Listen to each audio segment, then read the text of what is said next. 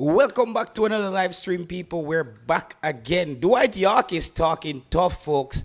Dwight York is talking tough. I'm listening to Dwight York, and he is talking tough. He is saying he's not worried. I don't. I'm not. I don't want to. I don't want to misquote him, but Dwight York sounds ready. Dwight York said he's not scared. I saw it. I saw that. Okay. Dwight York seems like he's ready and he's up for the challenge. But that's what we want. I have a little message for Dwight York, though. I think Dwight York, big up yourself, Issa Allen, big up yourself, Daddy Dean, big up yourself, OK, Sylvester, Wilmington, Caris, Classic, Classic, Sonic, the Hedgehog. I used to play that game now when we did young guy, you know. But, yes, people, Dwight York is talking tough. I don't know if it is a motivational strategy for his team, but can we blame him? The guy needs to motivate his team. He needs to get them ready to come out there and fight. So I don't know if I can blame Dwight York, but I think Dwight York might be overlooking a few things. Dwight York said that he's not scared because Jamaica is up for the taking right now. Jamaica is up for a beating, basically. Dwight York needs to understand that Jamaica, sometimes, big up yourself, young cryptic. Jamaica tends to play better with a weaker team. I think that's something that Dwight York might not have put down on his thing, because if you look in the Classic Sonic, the Hedgehog, at Tennessee, big up yourself, Tennessee Louis. What Dwight York is not understanding, if you look at the Unity Cup, Jamaica played much better with the so-called big stars not being there. And for me, Jamaica don't have a lot of big stars. Jamaica might have a lot of marquee names at the club level, but when you put it on the international stage, a lot of these players haven't really come to the party. So I think Dwight York might be going off just what he saw, that Jamaica is a bit weak right now. Yes, Jamaica could be a bit weak right now, but I think it's going to be a good matchup. Is this the way he should approach the game? Steve McLaren as well, he came out in the press conference today, and you know how he does it. He blobs on and he tells you how great, he's a top striker. He's only 22, the player is only 20, and, he can handle the ball very well. And, it's just like Jamaica, we got to go out there and do it. I'm Steve McLaren, a.k.a. Milk Boss, and I got a cup of rum in the, that's just Steve McLaren. I don't even bother with the press conferences. We know what to expect. But people, it's hours to go. It's not even a day to go. It's hours to go. Hours before the next matchup. This is going to be a massive game. Travis Spencer said, who cares what Dwight York say? He must glad. But Dwight York is a brave guy, And you know why I have respect for Dwight York? Is that same attitude Dwight York took to England, why he was able to play for Manchester United, and he was a prolific goal scorer at Manchester United. Let's get the video up to 50 likes, folks. Let's get the video up to 50 likes. We had a massive show last night. I think last night was one of the best shows on the channel, other than somebody came on and tried to disrespect me, and I got out of character. But a lot of people shout me out and say, JT, that show last night, if you can keep that standard, that's the standard. So thanks to everybody who joined last night to make the show what it was. That was a really good show last night. And people with the wrench, Travis Peso, Caris, Issa Allen, Bala Kick them, everybody who has the wrench, bro, please make sure when people come in the comment section and go off with the garbage, just get rid of them as quickly as possible, because when you're here and you're watching somebody just writing all these corrupt things in the chat, we tend to get off. Big up yourself, Mega Bash. You see me, so I want to take care of the comment section, brother. Now make them people that come with the foolishness tonight. Yes, I don't know if you guys have heard Dwight York's statement, but you have to talk to your team like that. And I said that last night when we were talking to the fans from Trinidad and Tobago, that Trinidad is coming out fighting. Trinidad is coming out for a fight. And when you hear the head coach in Dwight York speaking like that, you should already know what time it is. Dwight York is setting the tempo. He's setting the stage for the kind of game that Jamaica should expect. Big up yourself, Gary Lynch. He's setting the stage tomorrow. Tuning in from New Jersey. Big up yourself, Mega Bosh. My sister lives there. You see me I say? So he's setting the stage for his team. And I think that's the team talk that Dwight York is gonna give to his players before they walk out in the next encounter. He's gonna say, listen, these Jamaicans are there for the taking. You guys just have to go out there and believe that you can get the win. That's what Dwight York is gonna be saying to his players. That's the kind of message he's going to be sending. And I'm telling you people, I'm sensing a dog fight. Big up yourself, Jerome 876. I'm sensing a dog fight.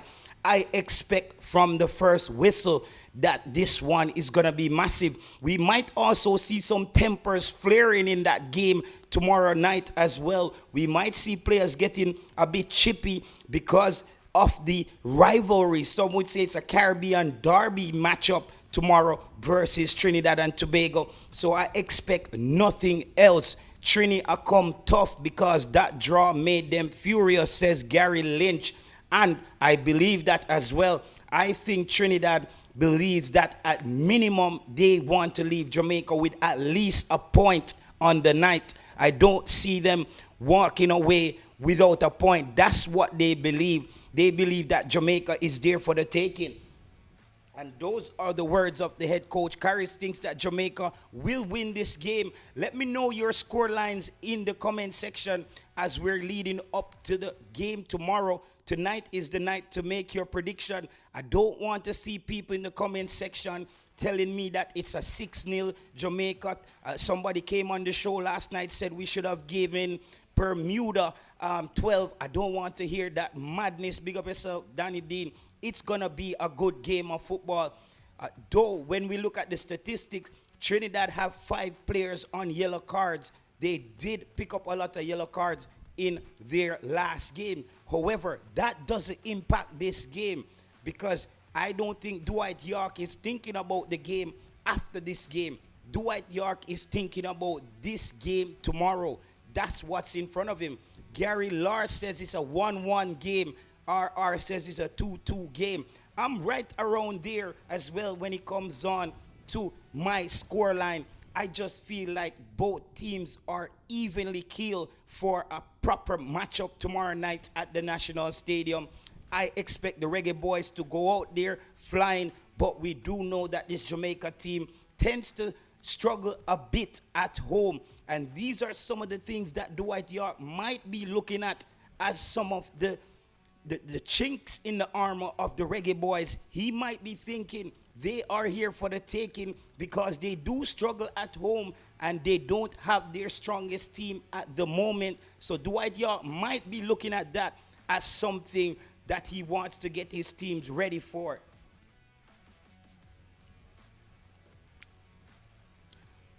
Shamar Ellis said, we are Jamaicans, allowing York's words frighten Jamaican. You are sounding scared. This is this Trini is a laughing. Yet, Shamar Ellis, I don't agree with your analysis of this game that Trinidad and Tobago is going to be a walkover tomorrow night. I expect Trinidad and Tobago actually to potentially outpossess Jamaica in this upcoming game because Jamaica doesn't really play possession-based football. It's also time that Jamaica owns the type of football we play. Jamaica is a counter-attacking, quick strike team. Jamaica is the type of team that makes something out of nothing. We need to play to our strengths. Tomorrow night is not the night where the Reggae Boyz go out there and start to try to play ball possession, change the identity of who they are. I also have folks calling, asking about Warner Brown potentially going into the starting lineup. I don't expect to see Warner Brown going into that starting lineup. I think that would be a bad move for the head coach and sending the wrong message to the youngster who had a pretty good game. Unfortunately, he wasn't prolific in front of goal, and hence he wasn't able to get on the score sheet. Wayne Wignall says, JT, you are right. These are two teams that will fight first and second half. And if you look at the contrast, Trinidad tends to be a second half team. Jamaica tends to be, they score randomly. Josh thinks that Trinidad will win the game 2-0 or 3-0. That's what Josh thinks. Gary Lynch says Warner Brown is injured. I didn't know about that, Gary Lynch, so thank you there for giving me that update. People, let's get the video up to 100 likes quick and fast. We're at 50 likes already. We have 150 individuals here. Last night we had the show moving. I only had to ask about hitting the like button maybe once or twice in the show last night, and that gave the show a better rhythm. We weren't in the whole stop and start mode asking for the likes. So please hit the like button on the show. Let's get the show up to 100 likes. Jamaica will win the game, says them boy, them mother. Jesus Christ. Bro, you just throw me off. People, come on. Let's get the show up to 100 likes. People, let's get the show up to 100 likes very quickly. Let's not hang around. Tonight is a massive pre-game night. This is the build-up. Shout out to everybody. I want to say to all the patrons in Jamaica, make your way to the National Stadium tomorrow night, as this one will be a massive encounter between the Jamaican Reggae Boyz versus Trinidad and Tobago. Them boy, them mother. Trinidad has beaten Jamaica plenty of times, says Josh. Josh seems to be a Trinidad fan. Listen, the phone lines are open. As I said, you know it's game time, so we have to hear from the fans. We had some fans calling in from Trinidad and Tobago last night. The number is there on the screen as well. It's pinned in the comment section. So feel free to call in and have your say. Feel free to call in and have your say. So the phone lines are open. Jamaica versus Trinidad. It will be a hard one, but I see us beating TNT. JA1, Trinidad and Tobago nil, says okay. I think that's a very realistic scoreline, and I think that scoreline could go either way. This game could be, I expect a slight margin or a draw in this game. They have not beat us this year, says them boy, them mother. So do Jamaica have any fight in them, says, do Jamaica have any fight in them? Hold on.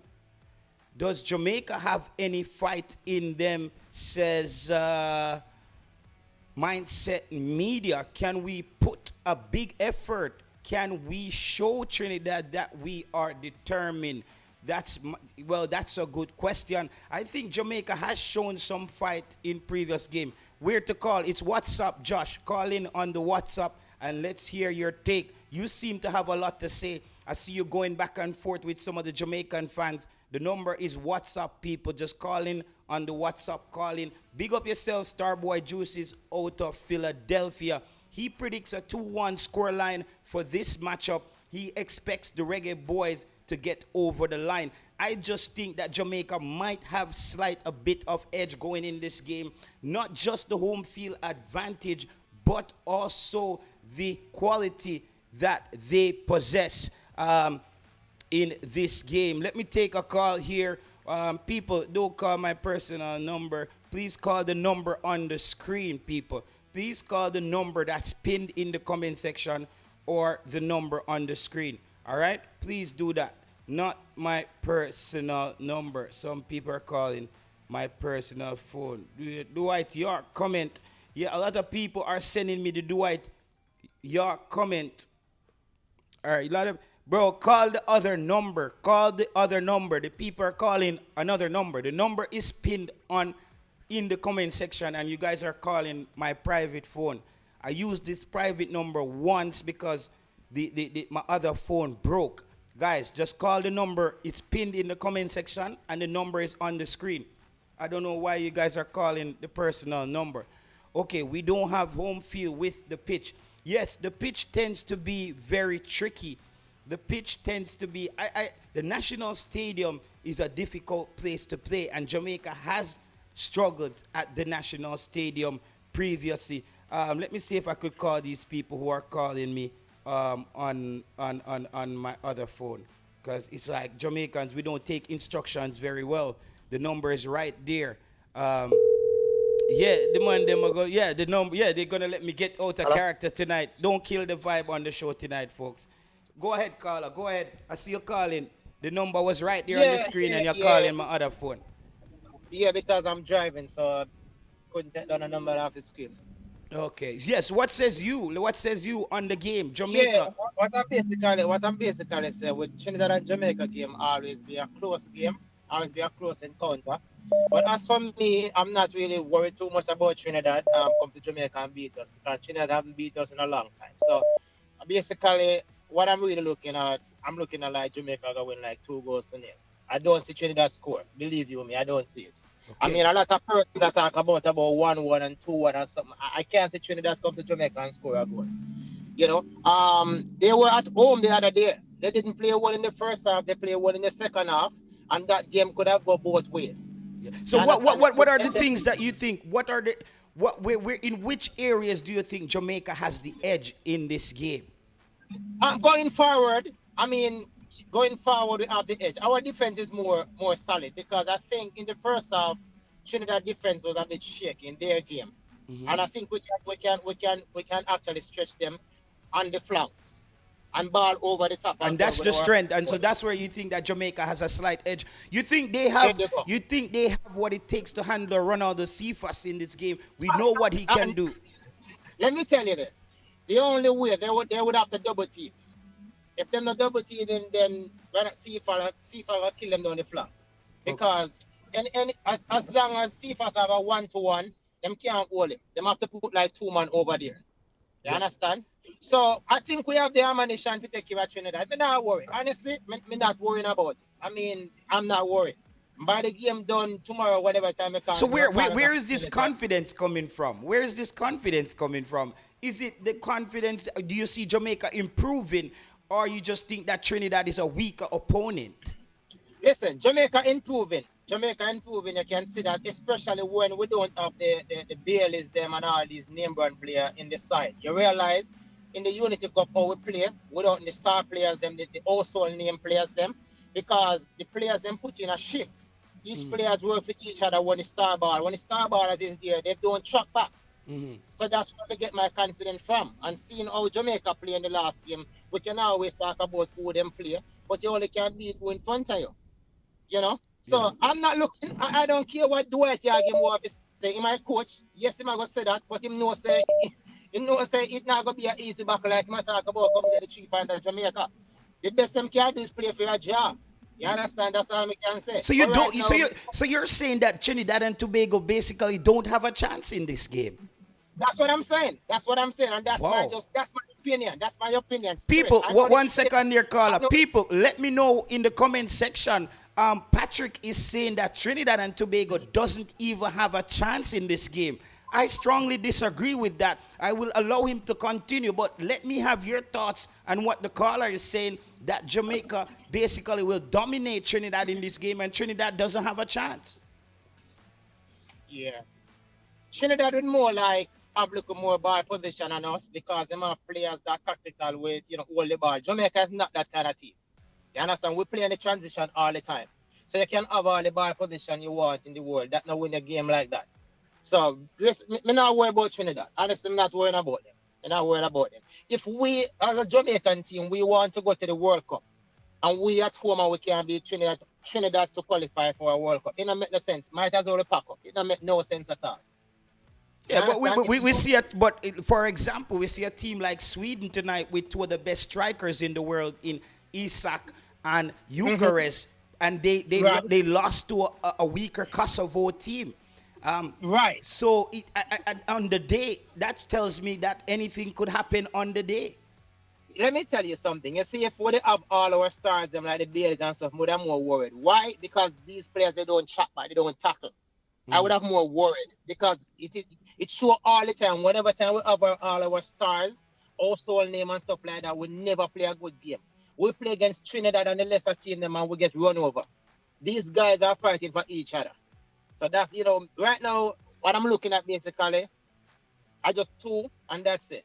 I don't see Trinidad score a goal. It's worse if we even get on the score sheet early in the game. With the crowd behind us, I don't see Trinidad win this game. I mean, know the Trinidad, me have some Trinidadian friends and stuff and family that live over there and all of that, but I mean, me and them talk about the game and all them something. I don't see. Me not worry Okay. about Trinidad. Yeah, me not worry about Trinidad. You All know, right. when they being confident like this, you think the players them listen to what the program wanna have, and we can't behave like, you understand? We have to have confidence, and the confident breed confident. You understand? We making know the players them know, so we're behind them and stuff like that. I mean, I look for them take it. No man, I mean, I look for Trinidad come. Jamaica and beat it. You know how work out. Anyway, bless them myself. All right. Thank you, caller. All right.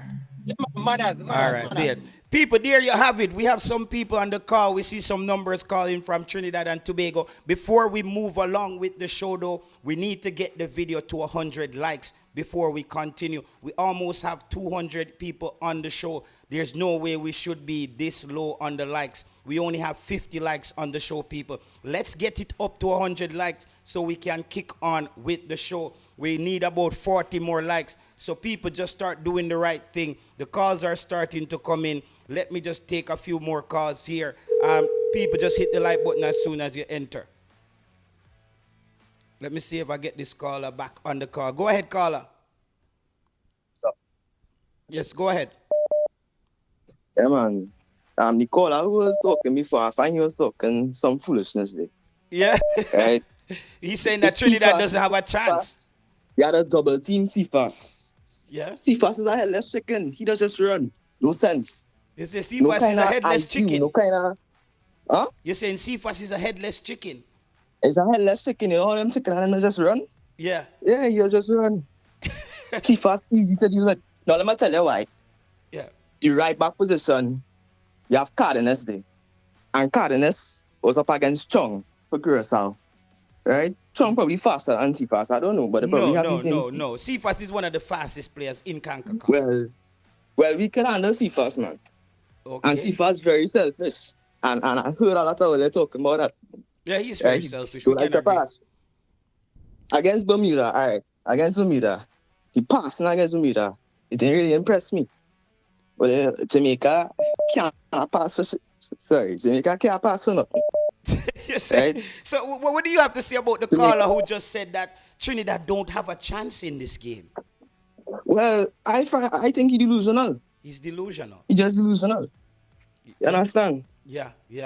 Casey, all right. Casey Palmer only good against weak teams. True. Only good against weak teams.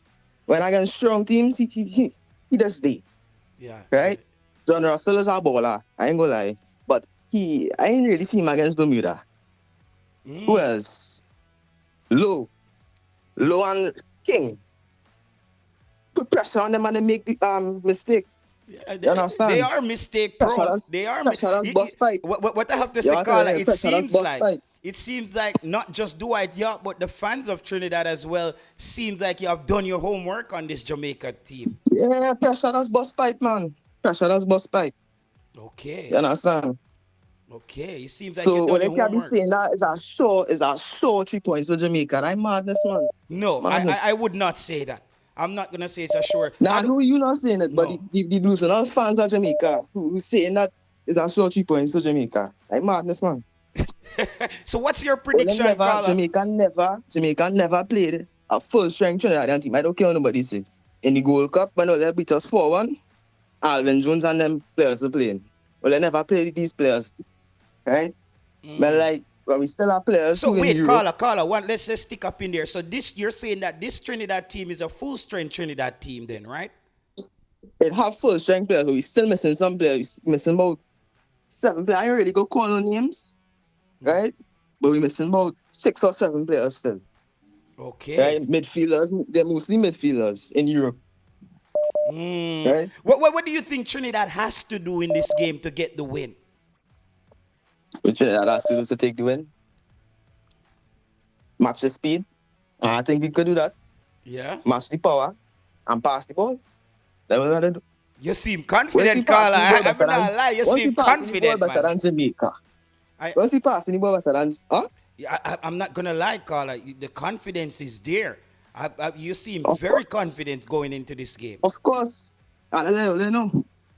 Right? Once he passes the ball better than Jamaica, and we don't have the speed, all right, one thing we couldn't have matched with is speed and power. And I will always say that. Jamaica has always been faster and stronger than us for years. Since my grandfather days. Yeah. Jamaica has always been faster and stronger than us. But we are the more technical team. Okay. And I realize that we are gaining more momentum in the pace and the physicality. Okay. But Jamaica has no kind of technical players. So we matching Ole, but Ole not really matching us. So if we come up to Ole, Ole can't come up to us. What happen? You understand? Okay. So you give me a prediction, Carla, because we have some more calls coming in from Trinidad as It's well. a 3-0 win for Trinidad. 3-0 win. 3-0 win for Trinidad. Ole not breaking on this defense, man. 3-0 win for Trinidad, Carla. Yeah, 3-0 win. Whoa. Whoa. Carla, what's your name, Carla? Because if Trinidad pull this off, you're a legend on YouTube now. Yeah.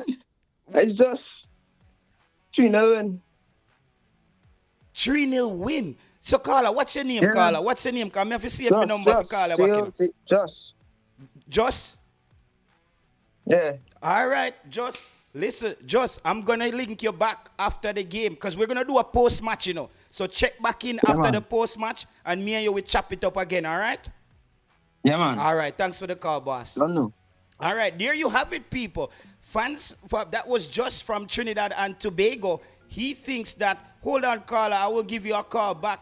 He thinks that Trinidad should walk away. He thinks that Trinidad should walk away with a 3-0 victory in this game. So the Trinidadian fans are not here to play, guys. They believe that the Jamaican team is up for a beating. Carla, I will give you a call soon. Let me just read a few comments here from Glassboy. We had better baller in the past. That's better than Dwight York. Okay, I'm not sure about that. Cephas Will has his rare excellent game versus Trinidad and Tobago, said Cygnus Media. JT, this man lying, bro. They're not missing no 7 players. They can't even call the name. Okay, let me just take a few more calls here because we have some calls coming in from some callers out of Trinidad and Tobago. Well, just said that Trinidad should win this one quite easily. He thinks they could match the tempo of the Jamaican Reggae Boyz. Go ahead, caller. Hello. Yeah, go ahead, caller.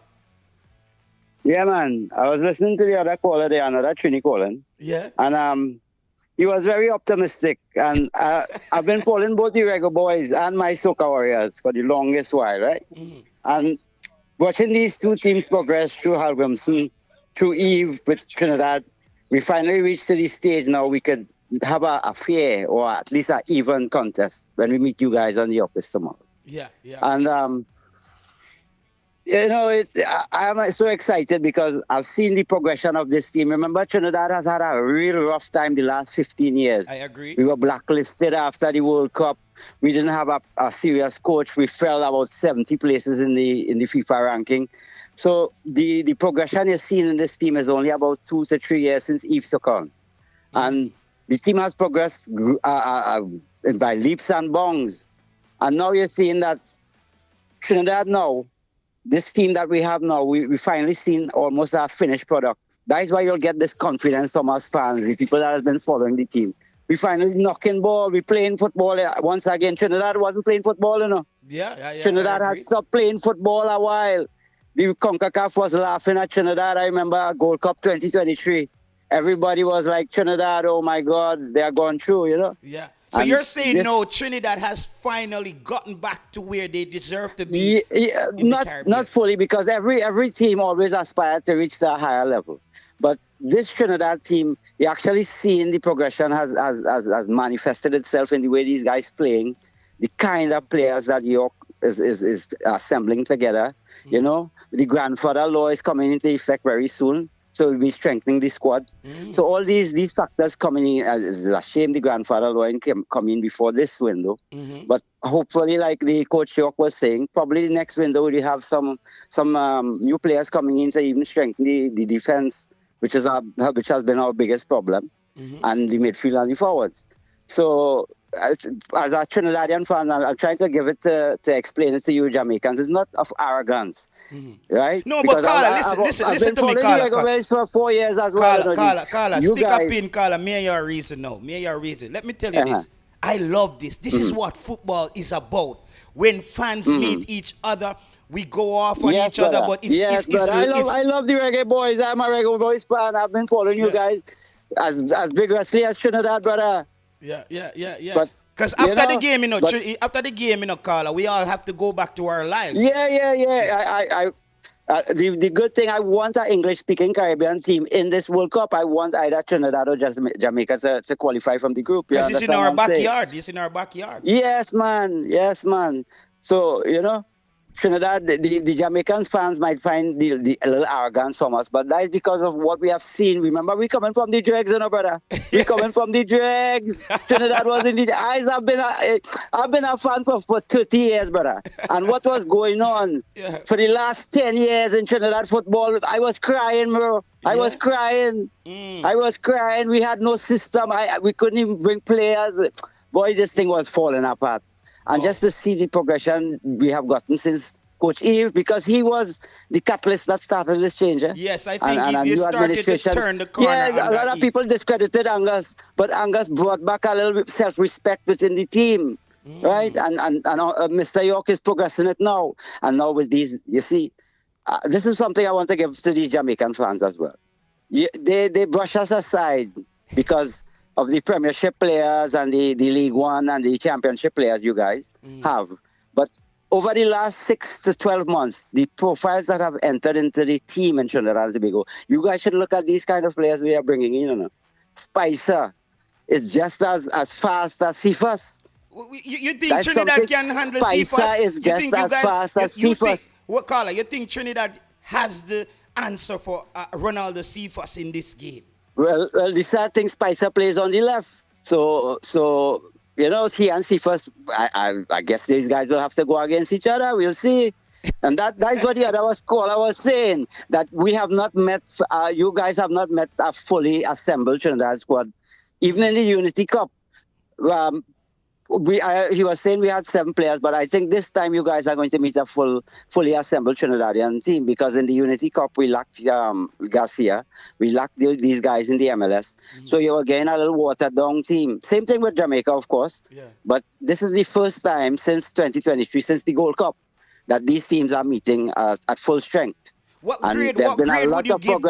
Carla, what grade would you give a Dwight York, as far as also he made some bold statements today that Jamaica is here for the taking? Well, brother, York is a winner, This is a guy I am old enough to have witnessed York's progression in Aston Villa and then on to Man U, then to win the treble, York is a winner, This guy doesn't give up, This guy knows pedigree of winning and being the top. You understand? So he brings that with him when he comes as a coach, and he's trying to instill that into the boys. You're not going over to Jamaica and as a winner and say, well, boy, maybe we're looking for 1 point. No. Half of the victory is already lost. You have to go in there positive, optimistic, and we are going there to say, well, right, we bringing it, boy. We coming here to bring it. The engine room. Trinidad coming, Jamaica. It's not no disrespect, my brothers, but the Trinidadians coming, the Warriors coming. And it's been a long time. The Warriors have been John Truttle. When we met you guys in 2023, we were scared. You were scared? I'm telling you, brother. Yeah. We were scared when we met you guys in the Gold Cup. You didn't see how that happened? I watched the game, the first half. Trinidadians were being pushed aside by the Jamaicans, because they were first time they had been up against opponents in this kind of setting and whatnot. These guys have gotten a lot more experience. The Unity Cup this summer has been a great help to Trinidad. The Gold Cup, the Unity Cup, you got players that never had been exposed to these settings before, and they have had camps now. They have played away. They have played in hostile environments. So this is a stronger team. Carla, who's going to get the goals? Who's going to get the goals for the Soccer Warriors? Which one of these players you would be depending on to pull it off? The top 3, right? You see Levi, Spicer, and Sealy. Out of these top 3, Sealy is on form. I think he has 4 goals in 5 matches for his club. He plays in Montreal FC in the MLS. And this guy has a silky left foot.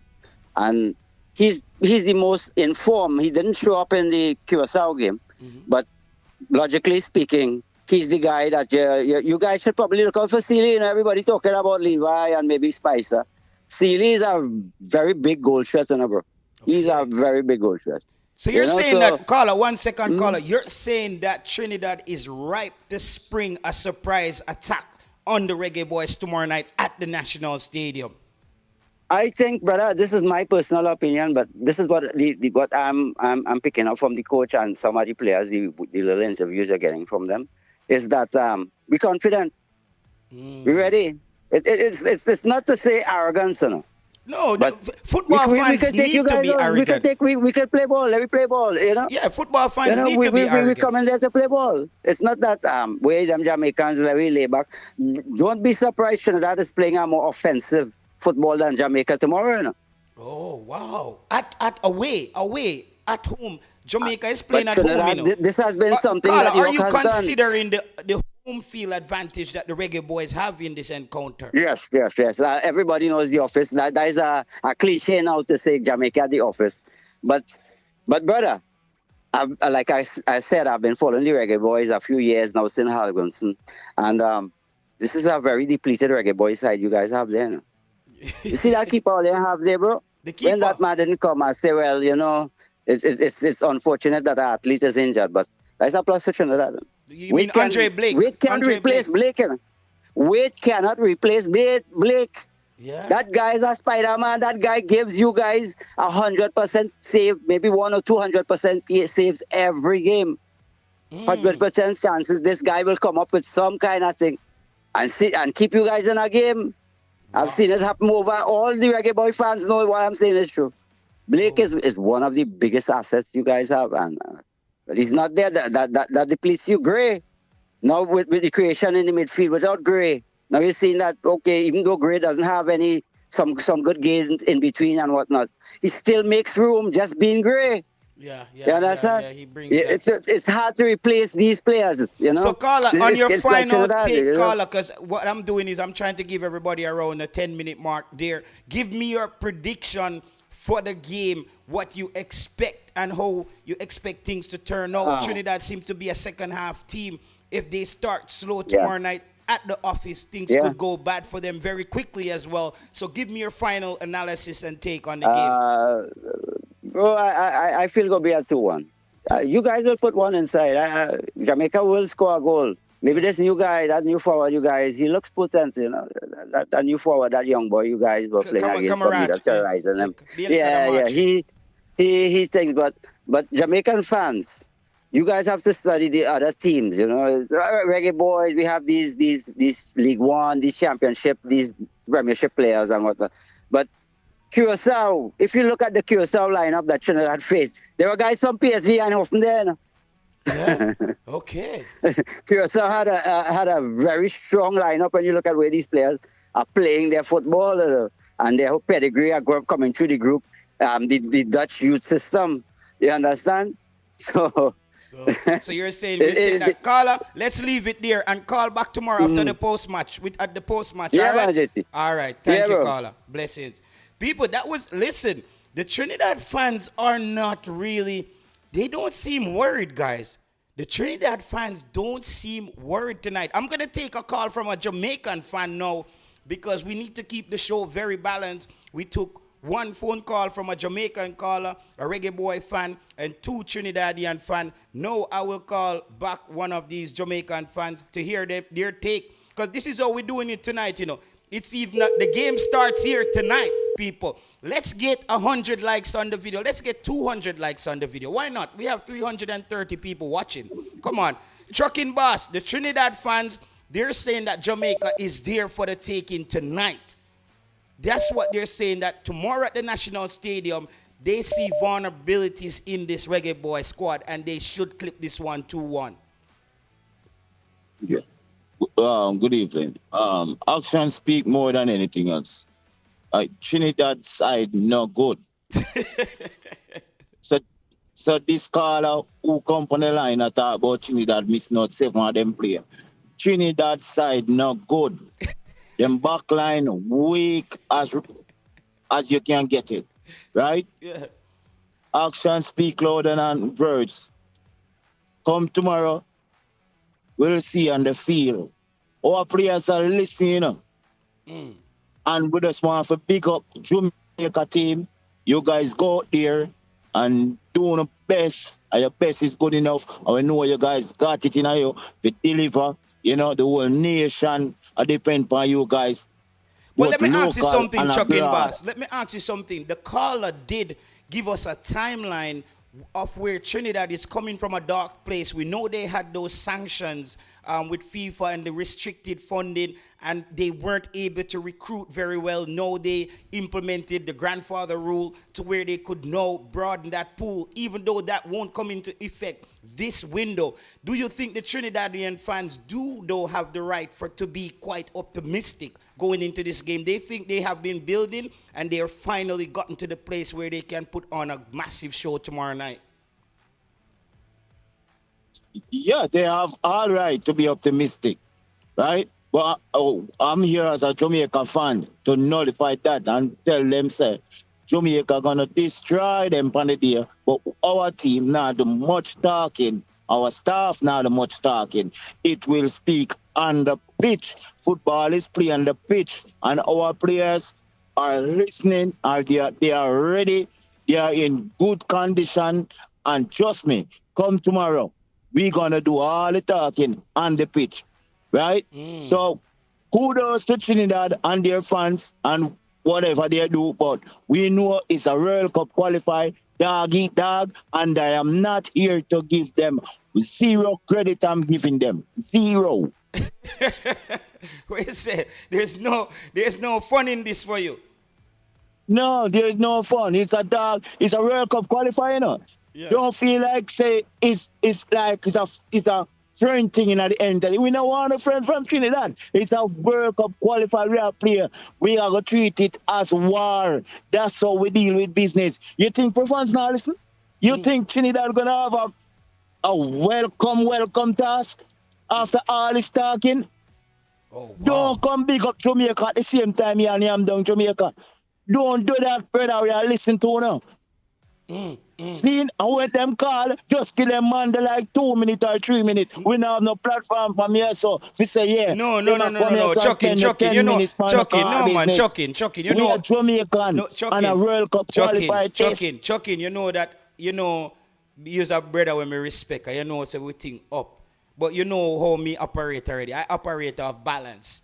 And it's a good that the Trinidadian fans came out and they got to speak. And I saw that it gave you an extra energy to come and shut things down. So we have to keep it balanced because it's a pre-game. We want to hear from everybody. And they brought out another energy out of you because I never really see that energy from you tonight neither before. So it looked like it really get you riled up and you're saying, listen, this is how we want it to go. So me like the energy. You know that already, Chucking Boss. You know we do the thing already. I understand all of that. But you see the mere fact Dwight York came and he made a bold statement like he made, right? And that's the thing that we want our coach McLaren understand. Stop give team credit. This is World Cup qualified, and when you're going a World Cup qualifier, you don't give team credit. You don't play a team. That's sportsmanship. At the end of the day, you win the match, you go shake on, and then you move on to the next match. World Cup qualifier, dog eat dog, it doesn't matter. We are going to the World Cup and there's no stopping us, no intimidation, not like that. Can't stop us. Now we name Jamaica. Pure badness. One people, that's Chucking Boss, Chucking Boss, love the energy. It's the build-up before the game tomorrow night. What's your prediction based on everything that was said tonight? You heard from the Trinidadian fans and you've assessed Jamaica in their previous game. They won that game against Bermuda. Some would say Bermuda was a lightweight team and this is a stronger opponent. What's your prediction tomorrow night? Come tomorrow night, our fans gonna paint it National Stadium in their color, black, green, and gold.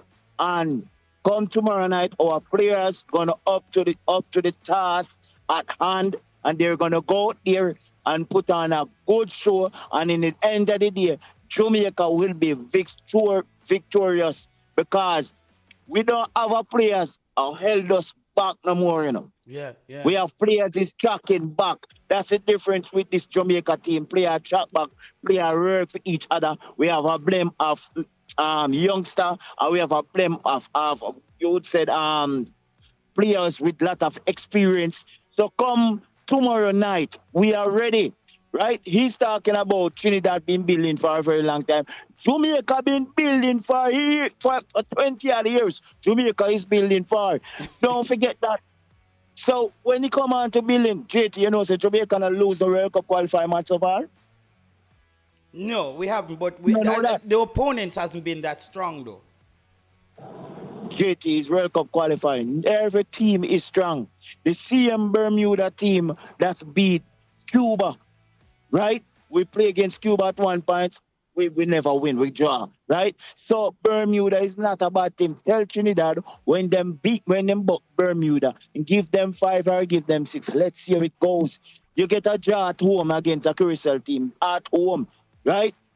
Curacao create more chances and Trinidad at home, them play. And then Trinidad have the audacity to come at Jamaica and talk about give us 3-0 when never happened before. With Dwight York and the whole of them baller there. When Pepe go to lock down Dwight York in the stadium, Dwight York, I eat grass, him can't touch a ball. None at all. Lot of the whole of them coming at the stadium. You could have argued lot of people. I was of them greatest baller. So how you have the big mouth you have now and not one of Trinidad here right now you can look on and say, yo, this boy is a world class player. Okay. Whoa. Jesus Christ. I love it, people. I love it. I live for this. Chucking boss, we catch up. Cause the line hot. The line hot. Yeah, man. Big up yourself, JT. Yeah, man. Every time. Big people, up yourself. Yeah, man. I love it, people. Like Chucking boss, at first, Missy Chucking boss with the energy. Chucking boss said Chucking boss ain't taking no talk tonight. Chucking boss is basically saying no respect for the Trinidad team. He basically thinks that Jamaica has this one in the bag. What says you? Tonight is your night to give your take. It's the build-up show. Ghost, I will give you a call back. Let me call back this individual who has been calling for a long time. And then I will call back some of you guys. All right? Let me just call back this caller here. As we say, we're doing one Trinidad fan, one Jamaican fan, right? So let's see here if we could get back this Trinidadian fan on the line. Go ahead, caller. Yo, JT. You see what's happening tonight, Trinidad? You see what go on tonight, boss? The people, there's Jamaican fans saying there's no love in the stadium tomorrow night. What's going on, JT? Yeah, I'm here. You're not hearing me? Yeah, I can hear you, bro. What you seeing? I'm saying that you hear the Jamaican fan who just came on. He said there's no love in the stadium tomorrow night. He seemed pretty butthurt from Dwight York comments, bro, but he can't really criticize Dwight York. Dwight York is the biggest baller he ever seen in life in Jamaica on a pitch. You understand? So he can talk all he wants, but he can't name a Jamaican player who achieved more in football than Dwight York. He can't name one who achieved more than Stern John, far less Dwight York. So let me stop there. But, you know, as I would say, I think, like I told you before last night, I think Trinidad is a team where Jamaica need to... I know Jamaica fans confident. Jamaica undefeated in World Cup qualifying. There's a strong team. You know, they have been invested in this team for the last 2 World Cup qualifying tournaments. So you're at a strong point. But you can't sleep on Trinidad. And a lot of Jamaican fans I know the fine Trinidadian fans talking and we talking big because, you know, we seeing something finally. But at the same time, football is a funny sport. And when we had a bigger team, I would say, we still didn't used to beat Jamaica like we should.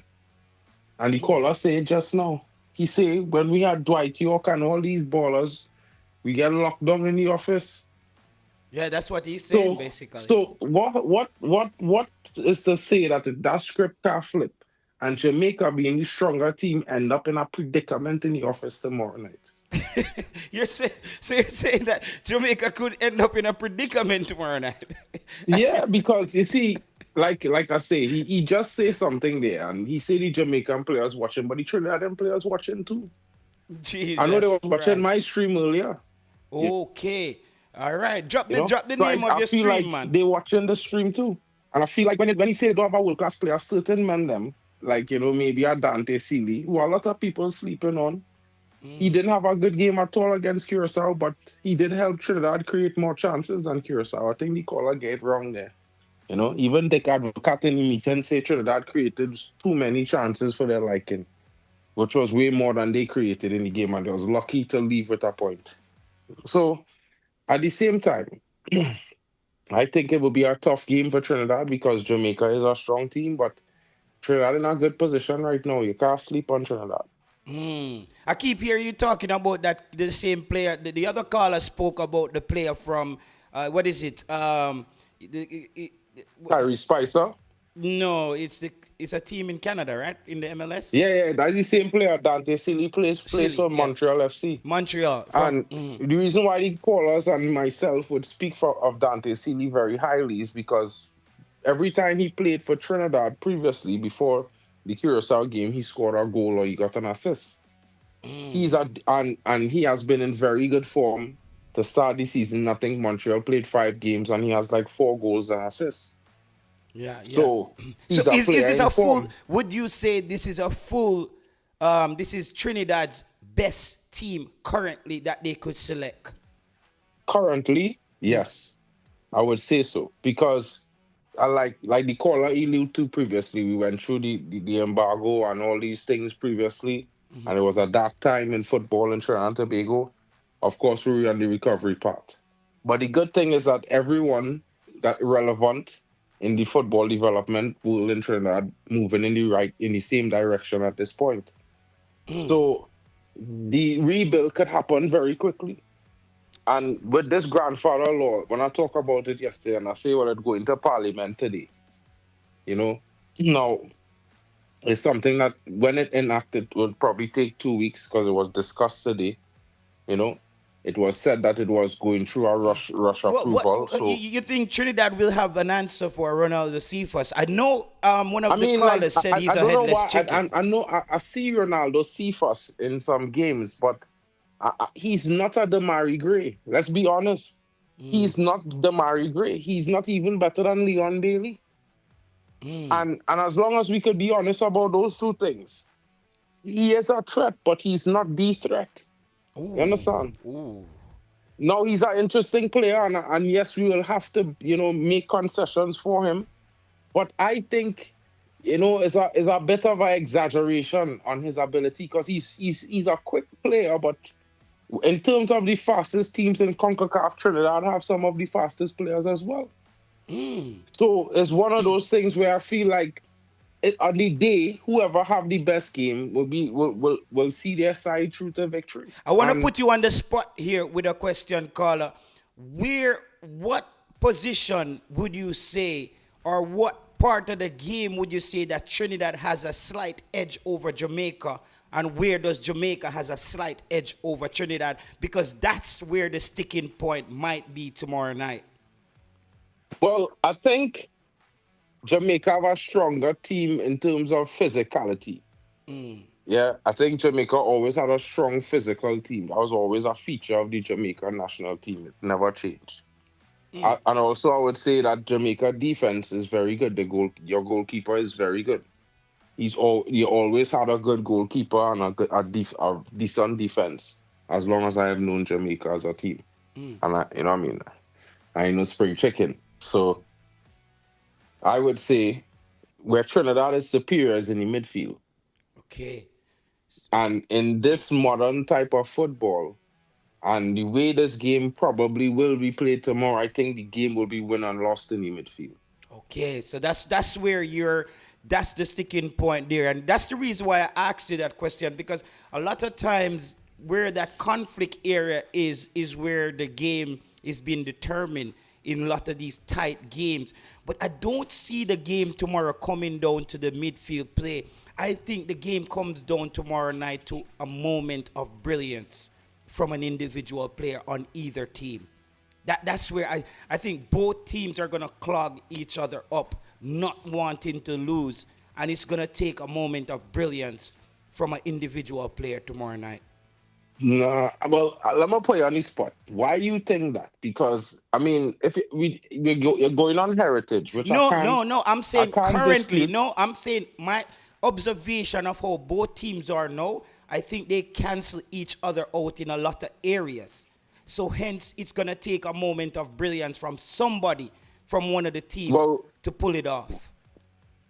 them on paper, when you put the 11s down, I think yeah, you will see the cancellations out in certain areas. But I mean, football not played on paper, and the tactics that Jamaica are using is not exactly the same tactics of Trinidad and Tobago.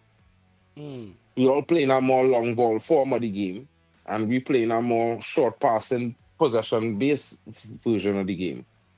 So maybe your tactics might play into our hands a little bit. And I feel like y'all will have to adjust during the game to that. So it's a tricky one. And the reason why I say that is because Trinidad is a team that Dwight York trying to promote into a proactive team, not a reactive team. And this is why I don't think it will be a really cagey affair. I think Trinidad will come out to attack the game tomorrow. Okay, all right. So, caller, give me your prediction because we have some more callers on the phone because me and you're gonna talk tomorrow, anyways, after the post game on the post game. So, give me your prediction tomorrow. Yeah, I think it's gonna be I think it might be a tight scoreline, so I'll say a 3-2 Trinidad and Tobago. I think Trinidad scored the first goal, and You expect five like I goals said, in that game? yeah, I think it will have a big scoreline tomorrow. And the reason why I'm saying that is because I think Trinidad will score first. And Like you I think- said, I think Jamaica will be in a so predicament. you're in the thinking a office tomorrow. Trinidad team that struggled to score at home will score 3 goals in Kingston at the office tomorrow? Yeah, because football is a funny game, bro.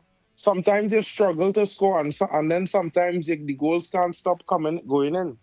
So we might have struggled against Curacao, but I think Curacao is a better team defensively and in the midfield than Jamaica.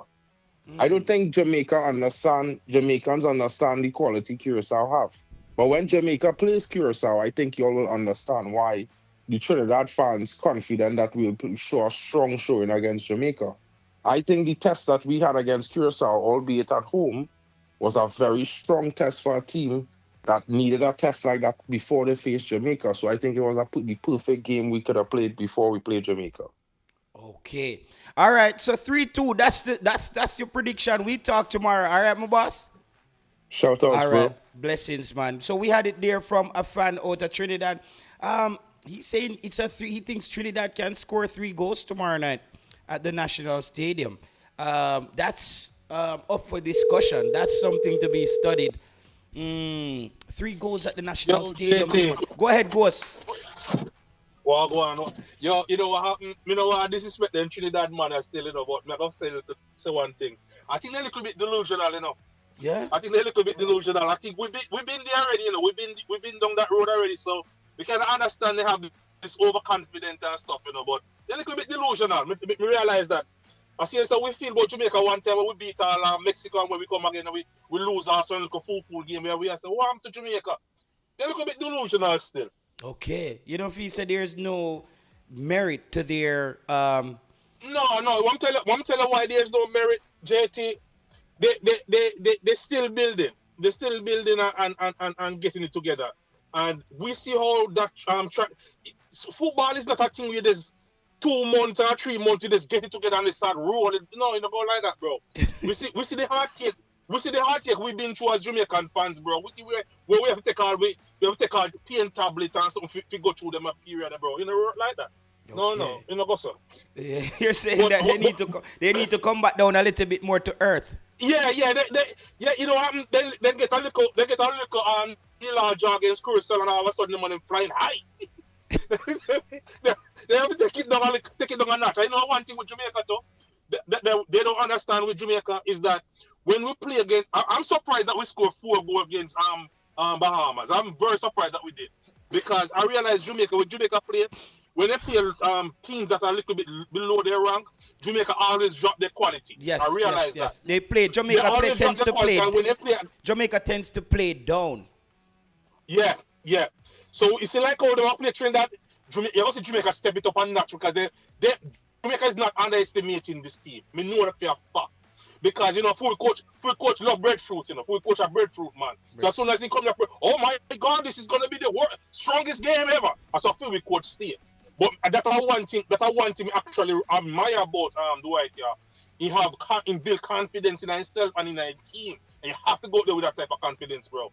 Anything you do in your life, if you have anything you do, you have to believe in yourself, bro, that you can go do it. And that's a very dangerous thing in have. So we can't take that for granted. But there's one thing we realize with some of these callers from Trinidad, and I respect this too, and is that they have so much respect for our ballers. Yeah, and that's why that's why the show has to be respectful. Because for me, it's a football game. At the end of the day, we are Caribbean people. I'm not. I'm not one of those people where I love the banter and football. When it comes football, me love talk. We go off on fans, but we're not gonna be like Jamaican. No. I'm not gonna do my show. Yeah, where Jamaican fans get more time or Trinidad fans. No, I like balance. I'm all about balance. Let's have a balanced discussion. Me respect that. Me respect that about them. I like that because me like the camaraderie in a sense. You know what I mean? So all goes, brother. If Jamaica, we know Jamaica gonna make it through this group. Jamaica win this group. But I would love to see Trinidad go down the Pacific. If Trinidad don't make it out, I would love to see Trinidad at least go to the playoffs and give themselves an opportunity to get to the World Cup. Yes, I want to see them go through, bro, because they have potential too, I love to see that about Trinidad. Me don't want Trinidad to escape on it. Me want Trinidad, but me don't want to come to Jamaica and win nothing. And I want to say this to the fans. A good Trinidad team is healthy for Concacaf. It's healthy for the Caribbean. Because too many times we see a poor Jamaica team play a poor Trinidad team. And we're like, come on, guys. We want to up the level. We want the threshold to get higher where the standard is. Because there is a memorandum of understanding with the Jamaica Football Federation and TNT-FA where we tend to play a lot of friendlies against them. So we want Trinidad. I want Trinidad to be a team that Jamaica can go and play, and we say, okay, let's evaluate where we are as a team, what we need to work on. I don't want to see a weak Jamaica and a weak Trinidad. However, the game is going to be played on the field, and as I said, I think Jamaica has a slight edge based on where Trinidad is coming from with their development. However, I love that Dwight York has been very proactive, and he didn't let things drag. I think he got into the job.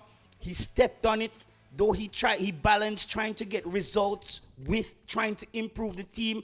Angus Eve, I think they did a good job. He did a good job kicking the ball off, but they had to get rid of him very quickly. And Trinidad, no, I think, as they said, they've been building. And listen, if Trinidad beats Jamaica tomorrow, I'm not surprised. Because we are also dealing with a Jamaica team that's very inconsistent. I've been a Jamaican Reggae Boy fan since I was 7 years old. So I know my team. Jamaica on the day can show up or we don't show up. And I hope tomorrow we show up. JT, I don't want to say this, but I'm just going to be realistic. I wouldn't want to really see Dwight York come out coach. No, this would be bad for Steve McLaren as well, because this is one of your players. Dwight York could have played at Manchester United and gotten his coaching license and then come to Trinidad and beat Coach McLaren, who coached England in Jamaica. So Coach McLaren has some pride on the line. Listen, this game is loaded. Honestly to God, there's no sitting in the stand for Coach McLaren. There's no hiding around and drinking a little white rum and Steve with a little drinking and there's none of that. No. I will come with the A game tomorrow. I tell you, Coach McLaren cannot come in there like, I was in the stands. I couldn't really see what's happening on the field, and but we got quality players on the ball, and he could deal with the ball. Coach McLaren, we're not into that tomorrow, mate. We're not into that tomorrow. You remember when they say you need to seal it up tomorrow? Tomorrow is the day where we seal up the 6 points. Tomorrow. We don't want those eloquent press conference after an ugly loss at the National Stadium to Trinidad tomorrow. But me realize one thing from yesterday when we hear some of these the guys from Trinidad talking. Mm-hmm. They have so much respect for Demari Gray. They have a lot of respect for Andre Blake. They have a lot of respect for Bailey, right? And I think they're really underestimating Tyreek. Because the crazy thing that we see Tyreek, we've been. I don't know if you know this, JT. You know, you have different set of fans, right? Mm-hmm. You have some fans who follow football on YouTube, and you have some fans who just deal with like the Instagram, and they don't really know too much about the team. Mm-hmm. But being on YouTube, I realized that we have a really in-depth analysis of the players itself, right? Mm-hmm. And when we have like a Tyrese Campbell, and then we have like all these Bailey Calamatri, who just came in, and Isaac Hayden and all these guys. We have they don't realize how essential those guys are becoming to the team, or already is essential. The whole gate as well.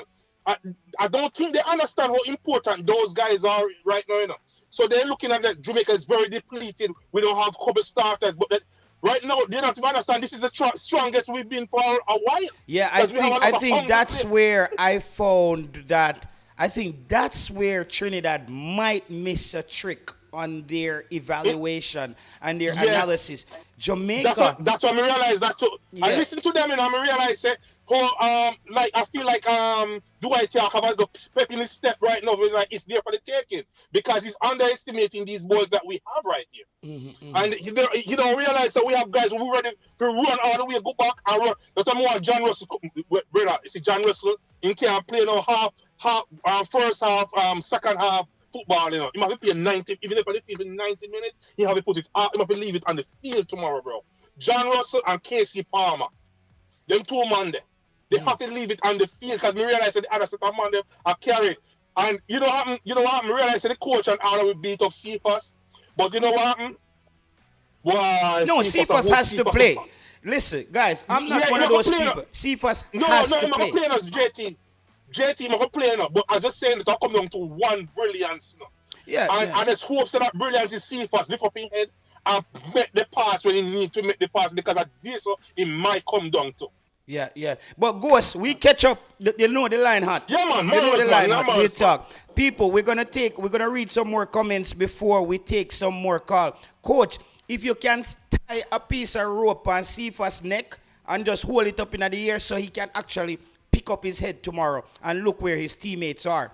Ronaldo Cephas, it won't go well for you tomorrow if you go out there and make a mess of things by being super selfish, being a skettle, being a diva.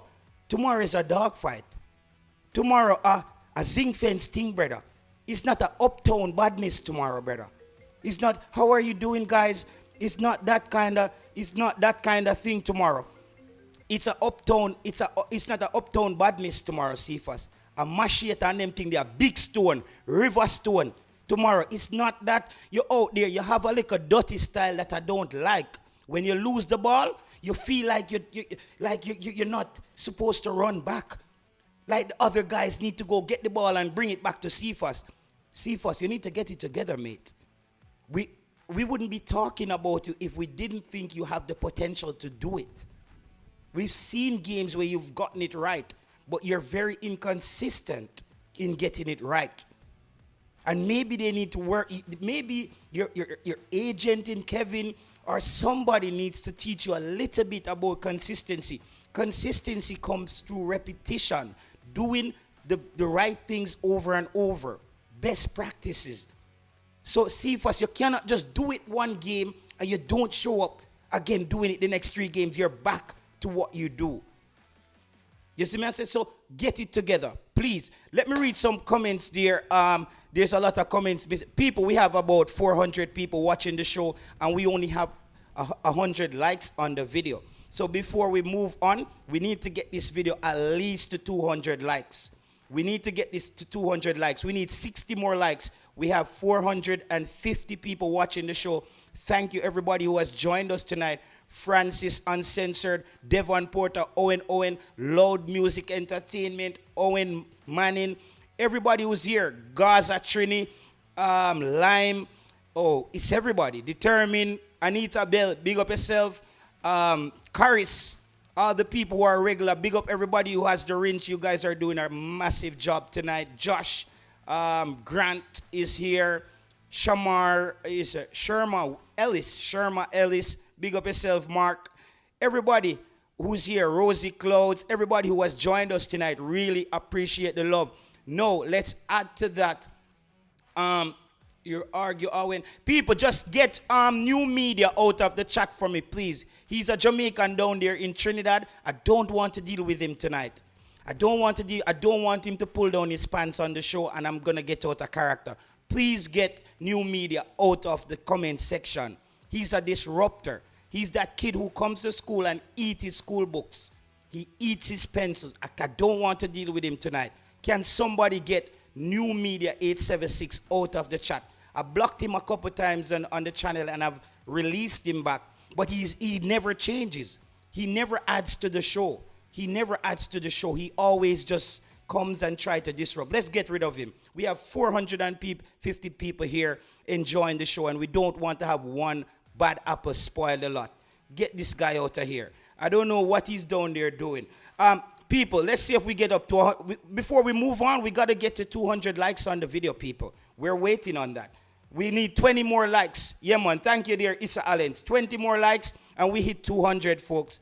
20 more, 18 more, and we get moving again. We got to have these benchmarks because I'm also here putting in the effort to make sure I deliver proper content for you guys. I will take some more phone calls shortly, but let me read some more comments here, people, while you guys hit the like button. Let me see if we're at 200 yet. We should be at 200 very soon. We need 13 more people to hit the like button quick and fast. We have 400 people here, so that shouldn't even be an issue. Any 13 individual and other people, it seems like a lot of people watch this channel from their smart TV at home. You know what to do. Use your smart remote. Head over to the right-hand corner and just hit that thumbs up button. It's very easy. You're not paying for this, guys. Caribbean people, me know so we love freeness, When finally get something free. The show is free. Jamaican fans, Trinidad fans, the show is free. So guys, just all we're asking is just to hit the like button. We're not asking anybody here to save West Indies cricket. Just hit the like button on the show.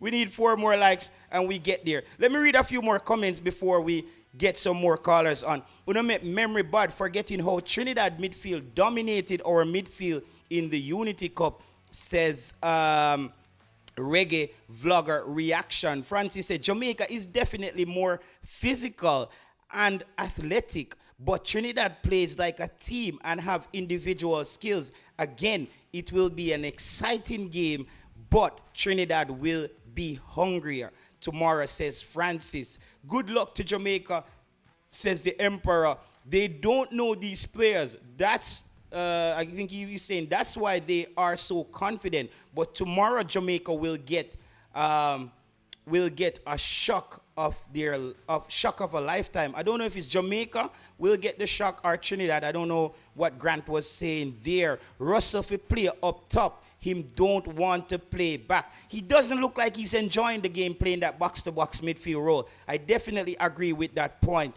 He seems to be quite off there. See, on the squad here, I have him in that box-to-box where Isaac Hayden plays the deeper role. Casey Palmer plays that attacking midfielder / number 10. I think that's how we line up tomorrow again. I hope that Bailey Kadamarchi gets the nod as well up top. I think that would be good. Ronaldo Cephas on the left. We still should go with a Tyrese Campbell. He had a massive game. I think he made Dexter Lambekisa look very well, very good in that right back position for the first time. Greg Lee, he's always consistent in his engine, sometimes a bit chaotic. I don't know if Damian Lowe starts tomorrow. I think he should get the nod over Mason Holgate, but that could be a potential change there. I'm not sure. But remember, this was the starting centre-back pairing in that Unity Cup game, and they really had chemistry between a Richard King and a Mason Holgate.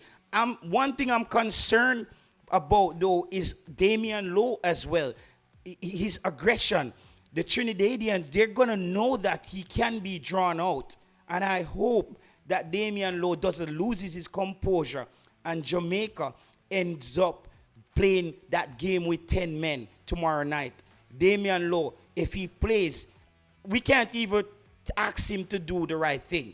Because as I said, I think Damian Lowe is a player where the coach gives him directions, but as soon as the game starts, he just goes into nana mode. He just does his own thing. But I hope tomorrow night he understands how critical this game is and that Jamaica needs to finish this game with 11 players on the field. That's very important. And I think VAR will also be a part of the equation as well. So he has to be very mindful of that. Let me just, I think Tennessee them was calling early on. Let me see if I could get Tennessee back on the line here. Yes, we do, Jamaica play. I would rather Hayden and K-Rai start with Palmer and Russell in front, them playing the 10. How many players is going to play on the field then, Newton? Go ahead, Tennessee Lewis. JT, what going? There, no. Trinidad fans them out and bad tonight. Yeah, me, all the man said them a 7 player. I don't know what the 7 player they come from. I didn't jump from because I think this is the strongest team they ever put out. Who, Trinidad? And, yeah, man. And, yes, what previous brother said, I think they're a little bit delusional with their team. But I don't know if I true because they look for the characters, the Crusoe team.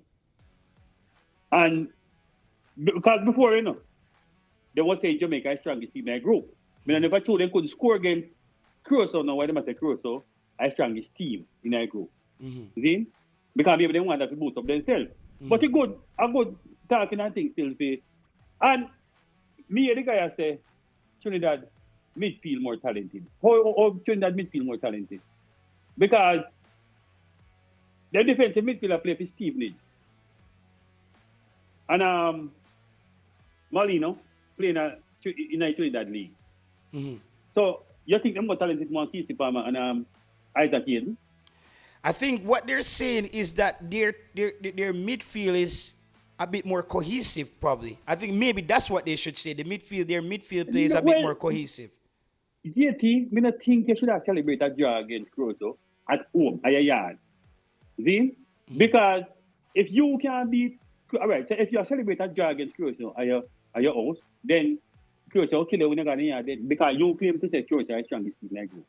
Mm-hmm. See? And maybe they have a surprise tomorrow because 2 of them players depend 2 yellow cards. Kevin Molino and Daniel Phillips. So I don't think them 2 players can play against Jamaica. But maybe they might keep it quiet because that's what they're more important. But they haven't mentioned those 2 players' names. The players, silly, they talk about the Montreal player. They seem to be very... Yeah, no. Them there 2 wingers, Sealy and the other one. I 2 very good players. I mean, not lie. Mm-hmm.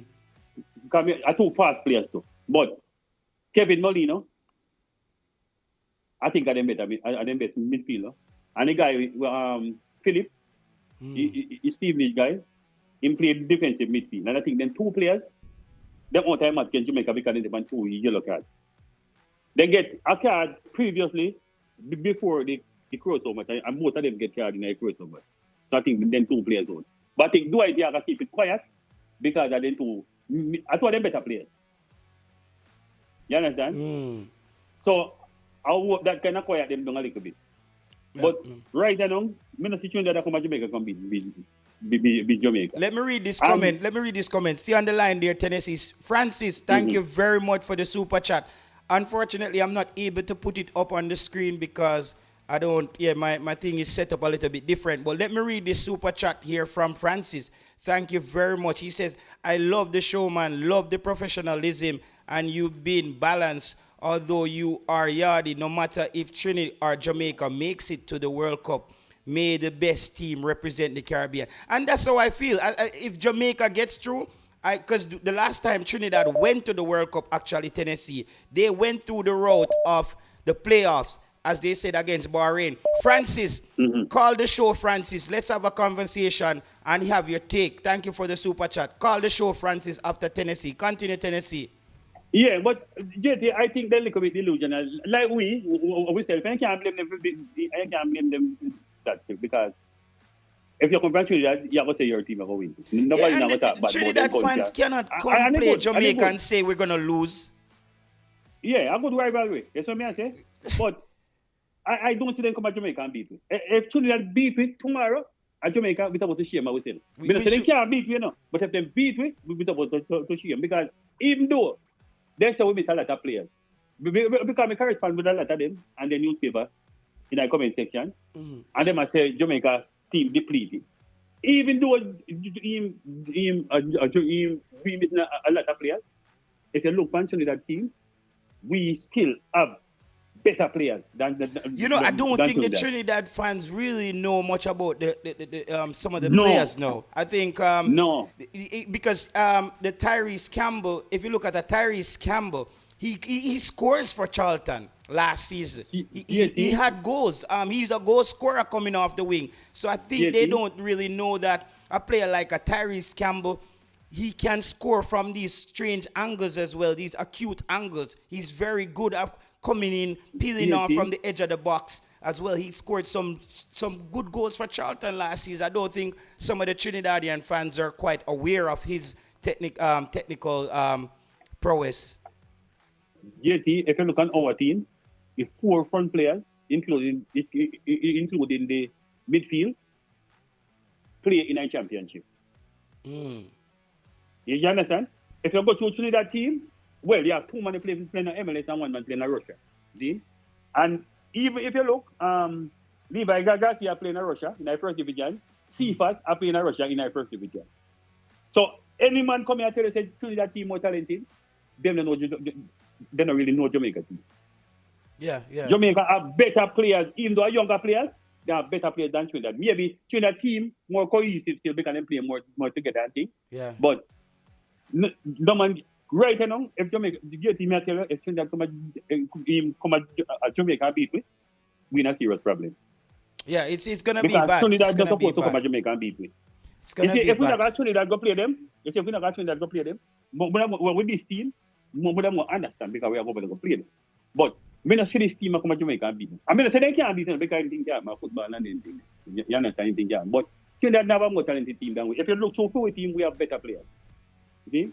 They might have because Dwight York attack tough and things, which is right. You understand? I might coach can come. Yeah, Dwight York. And Dwight York is naturally a competitor. Yeah. I have to give him that. Yeah, Dwight York is not coming. Listen, guys, to actually play, to leave Trinidad and play for Manchester United is no easy task. So that tells us from Dwight York is a youngster, he had a tough mindset. He believed in himself and he believed in his ability. Because since Dwight York played for Manchester United, name me another Caribbean player who has hit that height or that level. There has been none. There has not been another local. Leon Bailey is the only player that got the closest to that. Leverkusen, Aston Villa. But it's Dwight York. Yeah. It's Dwight York has played for the biggest club in the world. And for me, it takes a certain mindset, Tennessee, to reach that level. Yeah. Of course. See? But me, I use real card in play for Crystal Palace. He play for Crystal Palace under 21. He's on the Crystal Palace youth team. So, but Trinidad, when we see from them when they against Curacao. Them look, but how of them are playing? They can judge them from playing at home against Curacao. Because to me, I think because they play against Curacao and then they'll score, they say Curacao is the biggest team in the group. But I think Jamaica will flag them at Jamaica. No, Sterling wasn't developing Jamaica, guys. Sterling went to England as a youngster and then played football there. We're talking about Dwight a player. From Trinidad. Yeah. Dwight York got school and everything at Trinidad. Yeah, Dwight York went to school in Trinidad. Leon Bailey went to school in Jamaica. We're talking about players who started their football career locally. Yeah. So Tennessee, let me take 2 more calls. And then we catch up later. Maybe by the end of the show, we get everybody back on the line, all right? All right, my boss. Yeah, man, that was Tennessee Lewis there. We would love to hear from a couple more Trinidad fans. We had 3 Jamaican fans calling in a row. So maybe having someone from Trinidad calling now would be the ideal time as well. But let me just call this caller back here. Sports Bloom. Yeah, man. Big up yourself. Go ahead, caller. Pleasant night. Yep. It will definitely be a good rivalry tomorrow coming at the office with Trinidad and Tobago. Which team do you Jamaica. support? Yard man. But we are sure homage is Jamaica. You don't know. The Concacaf region definitely need the excitement, definitely need the confidence. Yeah. I was yeah. glad to them I put forth them signature and I stamp the deal on the paper upon the day. So whatever transpire, them can just deal with it. Will you be at the game? Definitely won't be there. I'm overseas, but I will be Okay. watching. You'll be watching. Based Definitely. on where Jamaica is coming from, you think, who do you, let's, all right, take away your, let me say, your affiliation through heritage, being a Jamaican. Let's look at this in pure football form. Based on where both teams are, how do you break down this game? Overall, from history or just Just technically where now? the teams are coming from. No, let's say Nations League, Gold Oh, Cup. definitely. Jamaica been going through a limbo. They haven't had a consistent chemistry with players, so to speak. They have different type of formation change. So you know that's a little bit trickling down to the chemistry in the team. However, the 4-1 definitely seems to do a bit of justice. We just lack some creativity in the midfield area. That's why I was really rooting for Ravel to be in the team, but due to whatever meritocracy that they're going by making the players into But the national Ravel is team. not playing. I see Ravel No, that's what I'm he's not saying. playing. That's what I'm saying. The midfield lacks creativity. That's why it's really heartfelt that Ravel didn't really get the opportunity to be in the squad based on whatever meritocracy that you're working on, why players come into the squad. However, I definitely think it would be a good game tomorrow because I've seen Trinidad and Curacao play, and Curacao, the first half was Curacao, no doubt about it. But Trinidad in the second half, it was just like a different team on a different tempo. Okay, they up the tempo in the second half. Yes, I definitely watched the game. However, if Jamaica can definitely have some creative playmakers in the midfield and move the wingers at full speed, and Kadamarchi doing his run that he did in the game versus Bermuda, they will be in a lot of I trouble. don't think Jamaica win the midfield battle tomorrow, though. No, that's the thing. That's what I'm saying. If they can pull a string tomorrow, I don't know how the chemistry is going to work, but hopefully it will because this team look like they kind of have a little bit of balance, so to speak. So I'm hoping that they can strike it when it's necessary coming tomorrow because this Trinidad team is not a team to sleep on. No. And for them to say that they're delusional, I wouldn't say that. This is well needed. This is well needed. This is what we need in order to up the thing, up the tempo. All right, caller, understand? and thank you for calling the show for the first time. As what the caller said, people, I'm not buying this thing that the Trinidad fans are delusional. Backing your team, there's nothing about backing your team being delusional. You have to back it. What do you want the Trinidad fans to say? Oh, Jamaica is better. Them have reggae music. Them have Usain Bolt. We're going down there to pick up three. That's not how football works, bro. No. They're coming in there for the points. I don't think people understand that. I don't see any delusion in what's happening here. I think there are fans backing their team. Love it. The rivalry, very necessary. And I think this is where, you see the years of rivalry, I think it finally come, this is the crescendo right here. Yes, because there's a big thing on the line right now, you know. Big card up on the table. Yeah. So who can pull it and take the deck, you know? Yeah, who have the two ace them sit up on?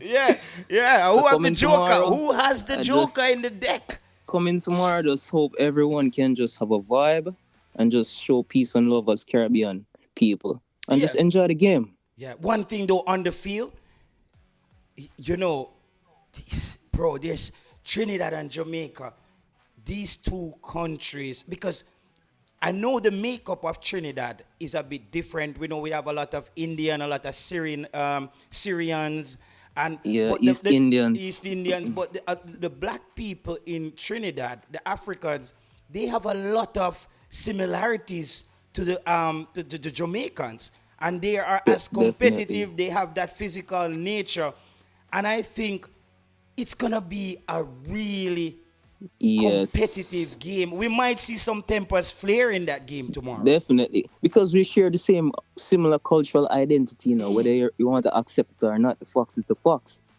right? So coming tomorrow will definitely be a showdown that everyone is anticipating, and hopefully the better team win on the day. Because at the end of the day, is the team that put up should definitely go home with a 3, or if it's a draw, let it be. We go back to the drawing board, see what we need to tweak, and get back at it. Can you live with a Jamaica loss to Trinidad tomorrow? If so, then definitely. The end of the day, you have to study to show yourself approved. If you're not at that level, what's the point? But fans would ask you, when is Jamaica gonna actually get to that level? I think it's now or never. Now is the time. That's what I'm saying. Now is the time. That's why I asked you that. It's now or never. Now is the time. So they have to do it now. Who's the X Factor player? Let's get to. I'm gonna start giving you some quick fire question. Who's your X Factor player tomorrow in the game? To be honest, if Cephas play the way he should, I wish he can just look up sometime and try to make some connections with other players in the boxes. But if Cephas can carry out a tactical game tomorrow, he will definitely be the X Factor. I heard a caller, a previous caller, a Trinidad caller, so to speak. He was saying that Cephas won't be that effective or whatsoever the case is. But technically, I don't think Rio, which is the right back for Trinidad, I don't think that kid can mark him. Yeah. I don't think so. Where's Rio from Trinidad? Where is he playing? He plays in the right back. What club team is playing? He's in the MLS? I'm not so sure. I just watched the game Curacao and I really checked. Yeah, let me just ask. Big D Leng, Owen, where does Rio, the right back from Trinidad, plays his club football? Continue, caller. Okay. So once Cephas can get his game tempo up, as usual, he can do a lot of damage. Because trust me, when the line breaks, it breaks. Yeah. He's that guy. When opportunity creates, I hope he can know how to make the right decision. And you know what? Let me just say this to the Trinidad. Oh, is it the guy? Is it the young kid, the wing back? He looks a bit Indian. That's the youth player from Crystal Palace, right? Oh yeah. He was my To me, coming out at the Unity Cup, I thought he was the shining light for me, that Dwight York, the standout player where Dwight York can say, I think I found something in this kid. Yep. I talked about him on my show just randomly. I didn't know him, but I think he gave Jamaica a lot of problem in that game. Yeah, he actually had opportunities to score against us, actually. Definitely, he did. But Cephas, my bet is on Cephas to try calm him down in that game. Trust me. Trust me, if Cephas make the first 2 correct plays, he's going to have a bad game. I guarantee. Cardenas, I know his last name. I didn't know his first name was. I know him by Cardenas. Yeah, I didn't know his first name was Rio. Yeah, but I really like that kid. Remember last night I was also saying that Dwight York need to find 5 more of those kids. Yeah, I like him, and also my my centre back, King, I like how King compose in the Bermuda match. Yeah, textbook. Yes, he rarely gives away the ball or make any silly mistake or turnover. Yeah, that's Richard King's game. He has a demanding presence, and I really have to commend him for that. And I want Trinidad to remember one little stats about Ronaldo Cephas. In that Unity Cup competition, thank you, he drew about two penalties. He drew about 2 penalties. Thank you. Because what he does is, after he breaks and he ends up in the box, he slows down, and then you underestimate his skill set, and then people tend to foul him. So that can also happen tomorrow in the game where they actually think he cannot cut either left or right, and you maybe foul him. I just wanted you to reiterate that point so the Trinidadian who made that speech, they can recall that moment in the Unity Cup as well, because he was definitely the danger man. Yeah, he was our best player in the Unity Cup, actually. We thought he was going to actually get a contract.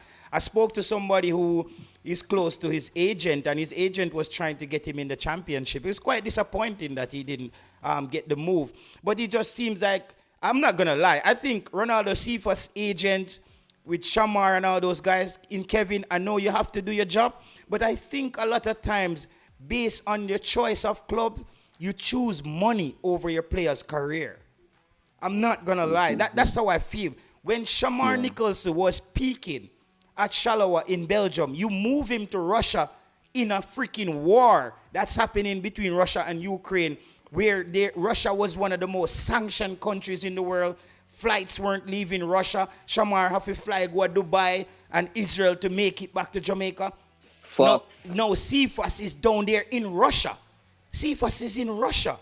Come on. I don't know many players who are getting plucked out of the Russian league into the top leagues in Europe. Like, people are just not messing with Russia right now.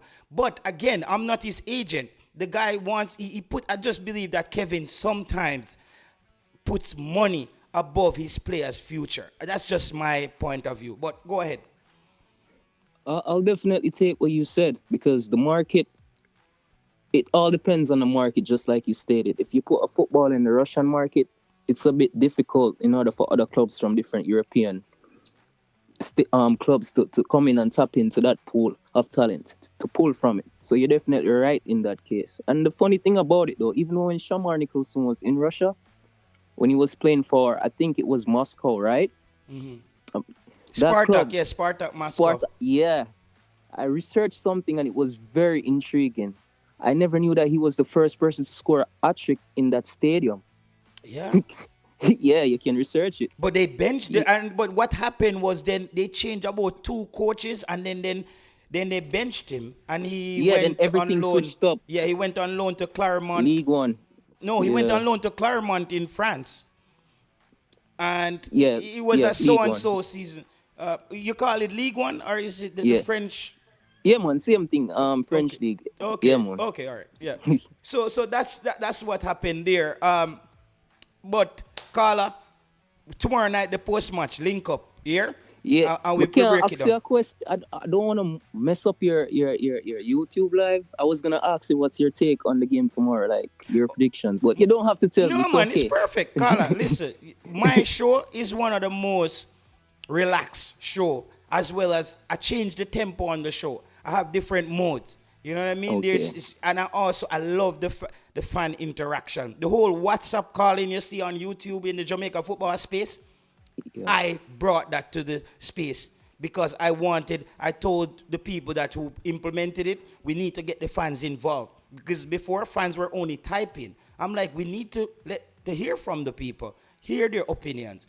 And this is where we are today. We're finally reaping the rewards of it. My analysis on the game, as I said, there's so many things at stake here. There's pride. There is culture. There is this competitive nature between Trinidad and Jamaica when it comes on to sports, to trade, Definitely. to the beef patty, to doubles, to to asphalt, to oil. It's just so many things embroiled in this game. And also Definitely. the pride of the Caribbean as well. One of these countries want to be the flagship country to represent the Caribbean in the upcoming World Cup. I hope both of them are there, but Jamaica for sure would love to be on the world stage. Remember, we went there 98, and I think Trinidad went 2002, and none of us has gone back since. And I think it's 06 for Trinidad. Yes, okay. Yeah, 98. It's 06. You got it. Yeah, for Trinidad. Did they play England in the first round? They played, I think they played a lot of tough team though, and they didn't score any goal. They didn't score a goal, but I think they played a lot of tough teams. You're right. I do remember that. Yeah. So my prediction for the game tomorrow is, I think Jamaica has a slight edge, but I have 2 results. For me, it's either a 1-0 or a 1-0 Jamaica. That's a fair. Yeah, I think it's, but I think that 1-0 can swing as well. I'm looking for one moment of, I think it's this game tomorrow is one moment of brilliance. Okay, can I ask you one question? Mm-hmm. You remember the 1-0 loss that we suffered at the stadium versus USA with the Damari missed penalty? Which game was that? Nations League? When we lost 1-0.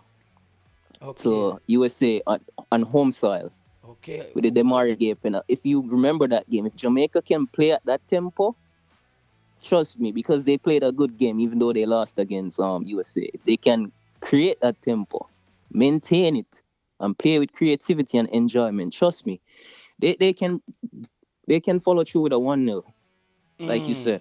All right. So, Carla, we catch up here. Bless up, my All brother. right, thank you very much. All right, that was Navarna. People, so listen, yeah, I think also there's a lot of tape there for Jamaica from that Unity Cup game as well, where Jamaica would also get a chance to see what Dwight York is trying to do with his team.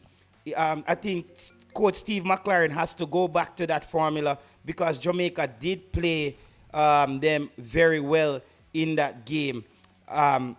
In the Unity Cup. So I hope that Coach McLaren can go back to the drawing board and then take it from there. Let me just call back Wayne. I think Wayne has been calling from earlier.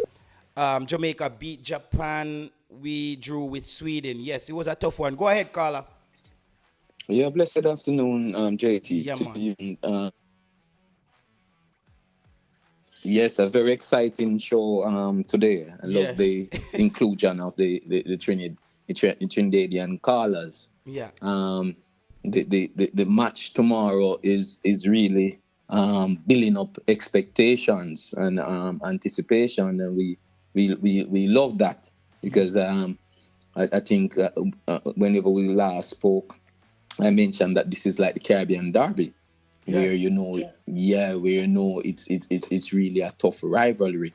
However, the last 3 times, I hope the Trinidadian they are listening. The last 3 times we got the better of Trinidad, ends with all the building they are building and all the talk they are talking. Then Jamaica will really have the edge because we beat them for the last 3 times.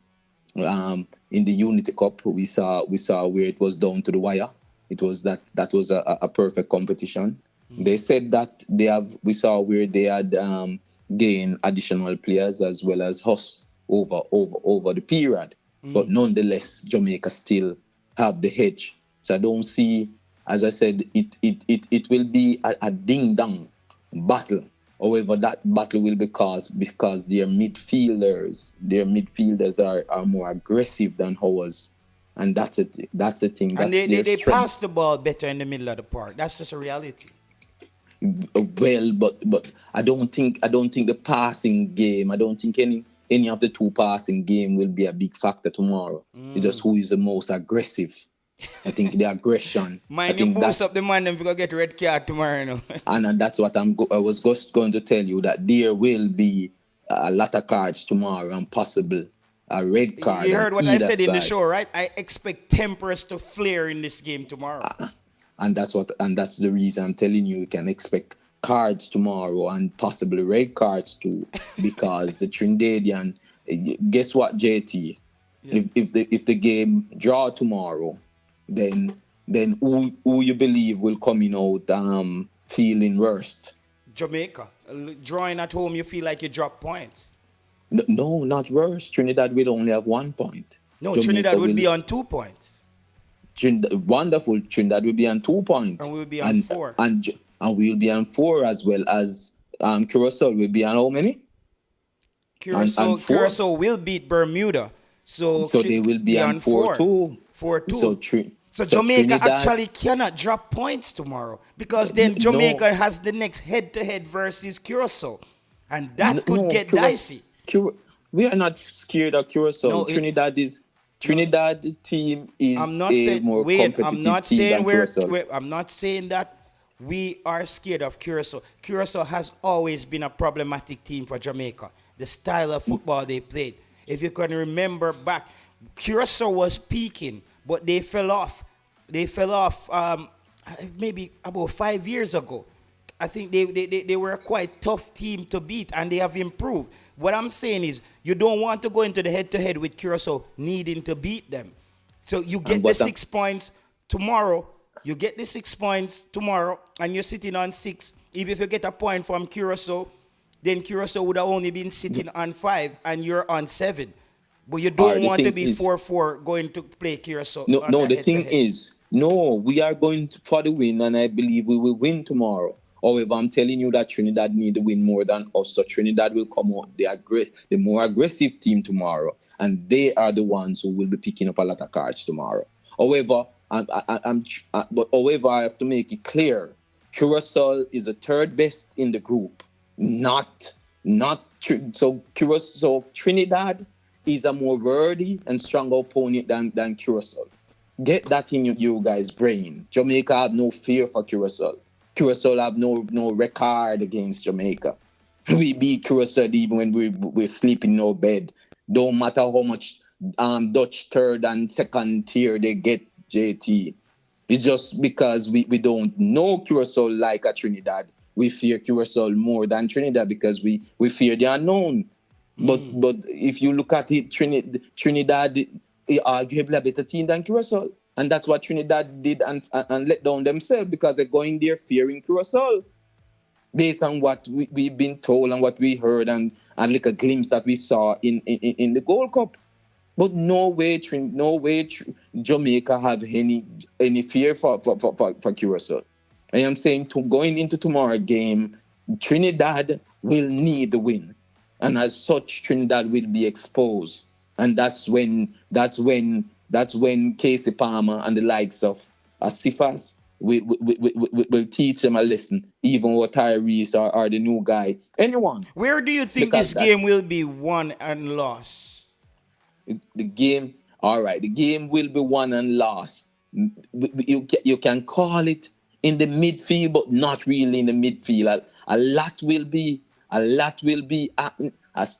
What happening in the midfield will not be seen really, but by those who can analyze the game very well. They won't see the midfield play. They won't see what Aiden is doing. They won't see when Low and King step up in the middle. They won't see when Lambakisa become inverted. But a lot will be happening in the middle, and that's where Trinidad will lose the game because that's where they will show aggression.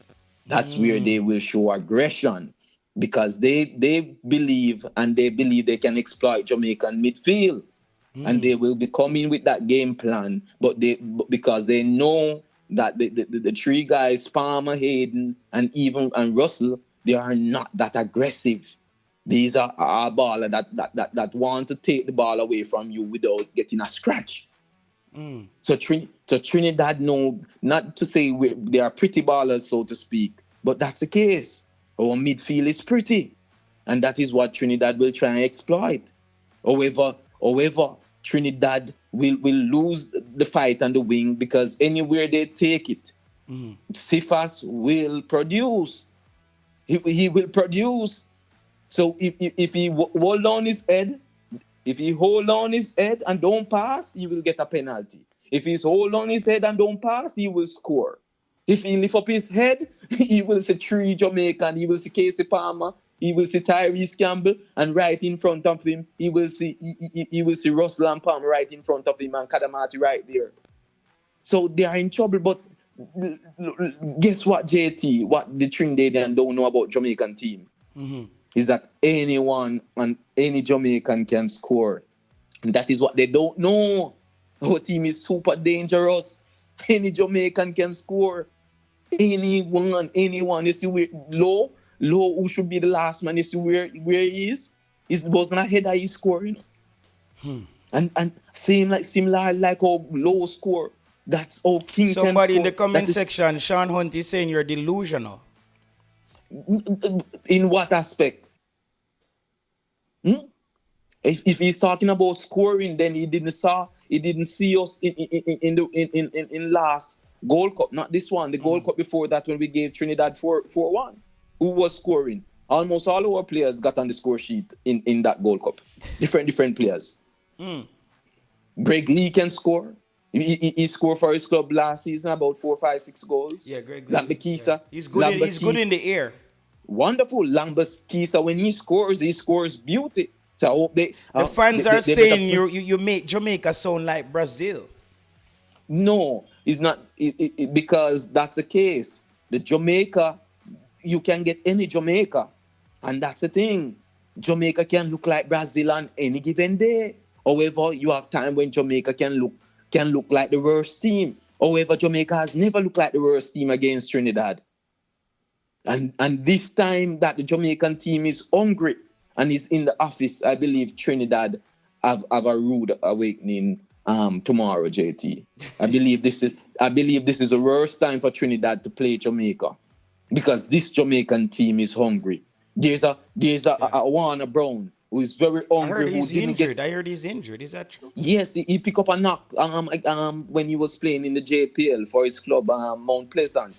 As such, he didn't get to start the last game or played. However, we see where he was in several clips in training, and the coach. But I don't think this is the game where we start him. If he picked up a knock, let him work on that knock. I think we stick with the same team.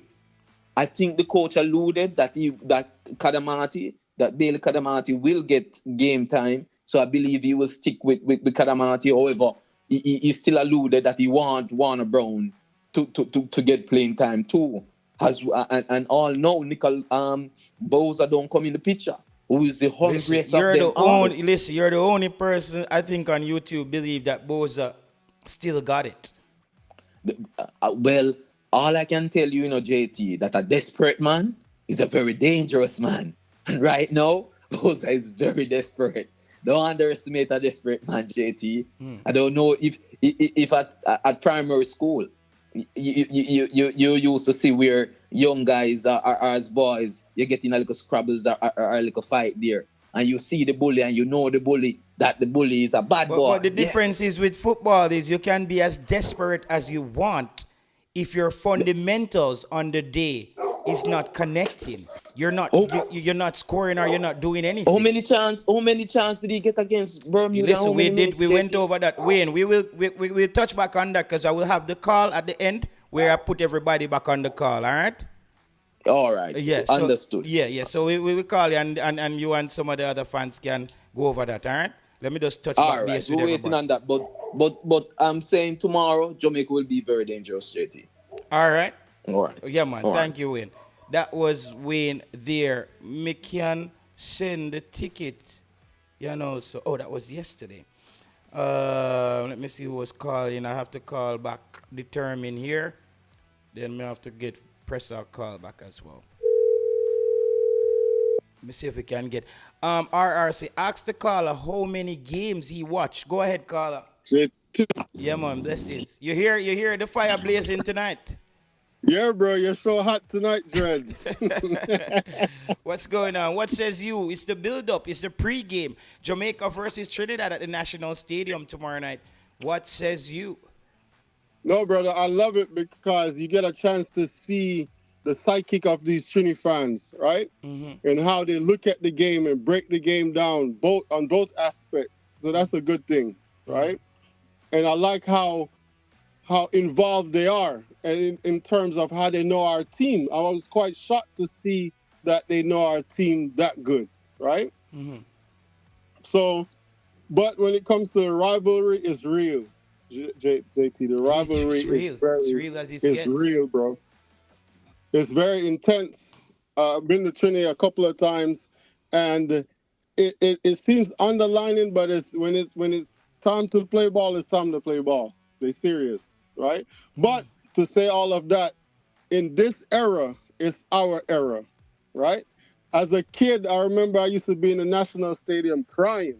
Seriously. Crying, tears. Say you love Hala, man? Bro, when I tell you Trini used to slap us up, Dread, when I'm leaving the stadium mad as a kid. Latopi and Stern John and them guys, yeah, bro. But enough is enough. It's our era now. So you say it's payback now. Yeah, exactly. Yeah, enough is enough. Them days is done. Right now, when it comes to that Trini team, yes, they're dangerous because that Curacao team that they played wasn't a cakewalk team. Mm-hmm. That team has the experience and they pulled it off. They got a point, right? When it comes to us, our team, we're going to beat them with quality, right? We have quality players. we cannot play that midfield crap because we just don't have the midfield. And I'm not delusional. I'm not going to think Casey Palmer is going to wake up and play a great game. No, I just don't see it happening because this is what this kid been doing since he got to this team. Yeah, right? it's been the same Casey Palmer. Been the same damn Casey Palmer. He probably had 1 or 2 good games. That's it. Right? Russell, he's from the Russell we saw last window before that. I don't know this Russell. No. So let me just quickly explain to you what's happening. And you can see I have the squad up here, people. So the coach had Russell playing higher up the park, almost as like a number.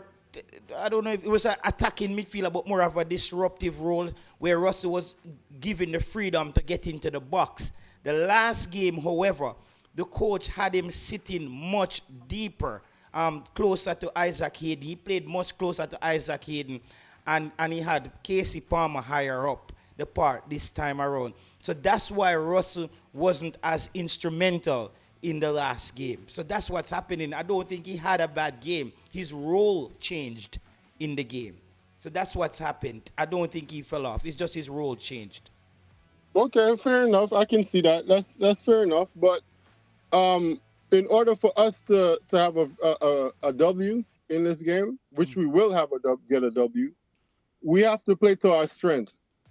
We're very good on the counter and the wings. Any wing, it don't matter. We're good on the wings. It doesn't matter. Any wing, left, right, it doesn't matter. Right? That's our strength. Cephas, this kid, I'll just let him play. If he has 5 chances, for sure he's gonna score 1. But I hope that the A Cephas show up where if he has 5 chances, he scores at least 1. At least 3. Or if he doesn't score 3, he score 1 and have 2 assists. This is how dangerous this kid is, right? Jesus Christ. But do I expect him to do it? As I just said, I'm just going to wait for that day. He's just going to show up. That's the type it's a wait and see for me with Cephas. After this, remember, Cephas is his decision making. You know what I mean? Like, you give him, you just wonder when, because we thought he turned the corner in the Unity Cup where he was just whipping crosses in the box. He looked like he was enjoying assisting players. I think he reverted back to the same old selfish Ronaldo Cephas. Yeah, I mean, he been like that, JT. Nothing has changed. We don't know what side of the bed he's gonna wake up on. We don't know. We just have to take it for what it is, bro. But we have a forward up top that's very robust. I like this guy. Right? If we do decide to do the long ball, he can win the ball. His first touch is deadly, it's lethal. Right? Then we have the wingers they're actually running. These boys, if you look at it, they always manage to keep the shape. Right? Especially Tyrese. He's always there. Right? So we just gotta play to our strength, and especially the first half, because Trinidad is very slow when it comes to getting into the game. For the past 8 games or 9 games, you look at the progression of Trinidad, and they're right. The progression is slow, the build-up is slow, but they're getting there. They're seeing it. This is why you're saying so Jamaica actually needs to score in that first half of this game then, because it seems like Trinidad tends to pick things up a bit in the second half, would you say? Correct.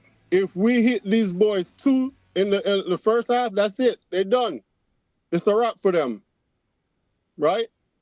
There's no way, for me, if we shell shock them and hit them you know that 2-0 though, determined 2-0 is a very tricky scoreline in football. Let me just give you a quick scenario or some context. Sometimes in a 2-0 game, you're up 2-0 in the first half, right? Around the 50th minute or the 60th minute, your opponent scores. The fans get quiet. Momentum shifts. Players become a bit, frantic in their play. It's a really tricky scoreline to defend, 2-0, because that's why you always hear commentator says they need to score that that third goal to put it away. Because you know that 2-0, you're 1 goal away from being back in the game. So it's I'm always it doesn't maybe took away from your point, but we saw what happened with the Ireland game. Ireland versus Hungary was one of the most fun game of football I've seen in a while. The fans were in there.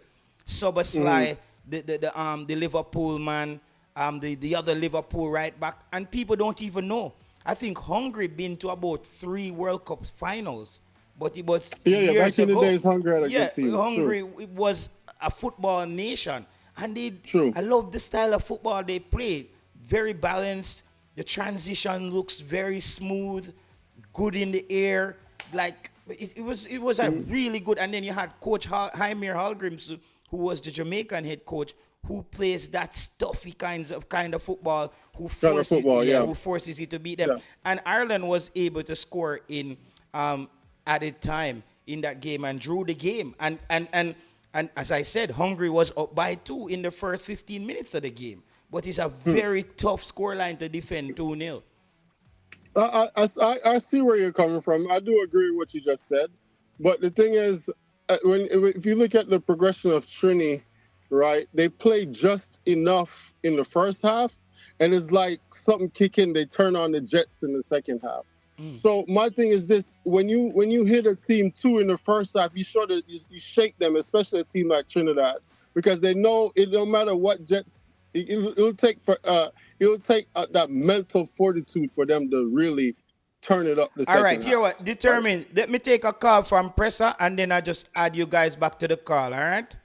Let me just take a call from Presser and add you guys back. All right, I think Presser was calling me. Let me just give Presser his take. And then we can add some callers to get kind of lively up the discussion. Maybe we could even add some Trinidad callers on the line as well if they're still here. That would be cool. Right? That would be nice to add. Yeah, Presser, chop the line. Give your take. I had to just call back the people who were in front of you, and it was a lot of people. That's why. Yeah, so go ahead. Them say, be the man famous upon a show, say, him not eat doubles, you see me? And dog no eat doubles, and what dog no eat, me no eat, you see me? So bonfire on the doubles man them. But you me say now, why only fear Trinidad for? Why we fear Trinidad? Bro, this reminds me of like when you see them both and Shelly, then at them prime and them put up like these like European runners from Netherlands against them to try to drive this fear factor in the Jamaican. Them. You get me I say? But me never worried still. Now I say the game not gonna be tough because even though I don't think Trinidad is a better team than Jamaica, I think they will definitely play with heart. I think they will definitely bring the physicality. And if you look at it as well, at the stadium, I think the last game we won at the National Stadium was back in 2024 against, I think it was Damrep, if I'm not mistaken. Damrep, yeah. Yeah, and that in itself wasn't even like the best performance. I think we won that game by a penalty, if I'm not mistaken, or something like that. So I think it was a C-first run to him win a penalty and Shemani Nicholson scored the penalty. So in terms of at home at the stadium at least, we don't have a good record, right? At Sabina Park, kind of decent in the last couple of games, but at the stadium, it's not good. So I think in terms of Trinidad, they have that in their favor going into this game, seeking to at least get 3 points. I think maximum 3 points is what Trinidad would want. You would put them on 4 points. Jamaica would be left on 3 points, right? So a win for them. I mean, a win for both teams would be massive, especially for Jamaica, but also Trinidad, right? But I just think that when you look at the game against Bermuda that Jamaica played, I think midfield-wise, we weren't good, Most of the players that, how we create chances is obviously not through the midfield, right? It's not taking the ball, it's not dominating the ball. Yeah, through the wings. Campbell, Ronaldo Cephas, who play it down the touchline and Cephas and kind of slow down the game and then just boom, get past him fullback, right? And Bermuda, they take a lot of the balls like through the middle, construct them play 1-2, get in behind, and it was just the final touch to an extent as to why they never really get in behind for like take a couple shots at the goal really well, As for Trinidad, been watching them the last couple games, and we know the players with Trinidad possess in terms of like the Molina and the Garcia, them and all those guys, and I think midfield was as well. I don't know who was saying it, but I think it was you, where Trinidad, I think they play better through the midfield in comparison to Jamaica. They you know? do. I don't know if people don't want to accept that, but they do. My question is, can Trinidad stop our wingers? You know what I'm saying? Because I think for most teams in the last couple of games, even USA, even though we did lose, remember the second leg in USA, I think Cephas, when Jamaica did score the 2 goals, I believe it was, remember that Cephas, they kind of just get in behind with him pace, you know, and him take a shot and it just, the keeper save it and Demar Gray follow it up and score and, you know, them type of thing there. So I think in the last couple of games that I've seen Jamaica and Ronaldo Cephas in, as bad as he is with decision making, a lot of teams find it hard to stop Cephas. You get me, I say? Yeah, they do. As frustrating as he can be, I can't tell the last team when Mrs. stop Cephas. Maybe in the Gold Cup, if we can go back in my memory, right? But hold on. We lost pressure there, people. We just joined back. Yeah. The teams do struggle with Ronaldo Cephas, I have to say. Yeah. And then you also have. Go ahead. You also have, you know, Bailey as well, the new number 9. You know, we saw the runs that he would have made in that game, the shots that he would have, you know, taken that goal. Unfortunately, he never scored. But I just feel like Jamaica have a lot of things going in their favor that puts them in a position to beat this Trinidad team. May here say 1-0, but, you know, the last game I did say 2-0, them give me 4. So I probably feel like I'm still going to go 2-0, if not, maybe 2-1. You get me? I say, but I like the talk with Dwight York I give in terms of, you know, propping up his team, right? Yeah, which I think, you know, every coach should do. So it's always a good battle against Trinidad. And in the Unity Cup, even though it wasn't their strongest team, it was also a good showcase from them in that game against us. And you know, so before in that game, you know, in the Unity Cup, right? If I remember the scoreline correctly, I feel as if Trinidad should have won that game because there was a ball over the top. Yeah, right? they had a lot over of chances in that game side. to beat Jamaica. Over the right hand side, ball over the top. I don't remember who was playing right back. I think it's Yudi come on. And it was a 1-on-1 with Shaquan Davis, and luckily Shaquan Davis made that save. I think if they had scored that, they would have won that game, right? So they had chances in that game. So I'm not afraid of them. It's a pretty decent team. So, you know, I look forward to the game. What's your scoreline? No, as me say, like 2-0. But I could see Trinidad scoring a goal still, but I'm going to stick with 2-0. My question is, is Trinidad that team to come to the national stadium and play better than Jamaica? And if they play better than Jamaica, they have to take them chances if they're going to beat Jamaica, because a lot of the teams who come to the national stadium in recent games, they have played better at the stadium in comparison to Jamaica. You get me? I say? So if them can put the ball down on the ground and knock it around and create chances and score, then they can get a result, if I'm going to be honest. But me not have that fear factor that some people some people can have a fear factor. Me kind of sense it. Yeah, they were quite wasteful. They were quite wasteful in the Unity Cup. And so what do you guys T-Gat, what do you guys think Jamaica needs to do tomorrow to just finish this off and get the 6 points and close the window? And we saw FIFA did make some changes to the FIFA window. It will no longer be 3 FIFA window, but 4 FIFA window, but 3, right?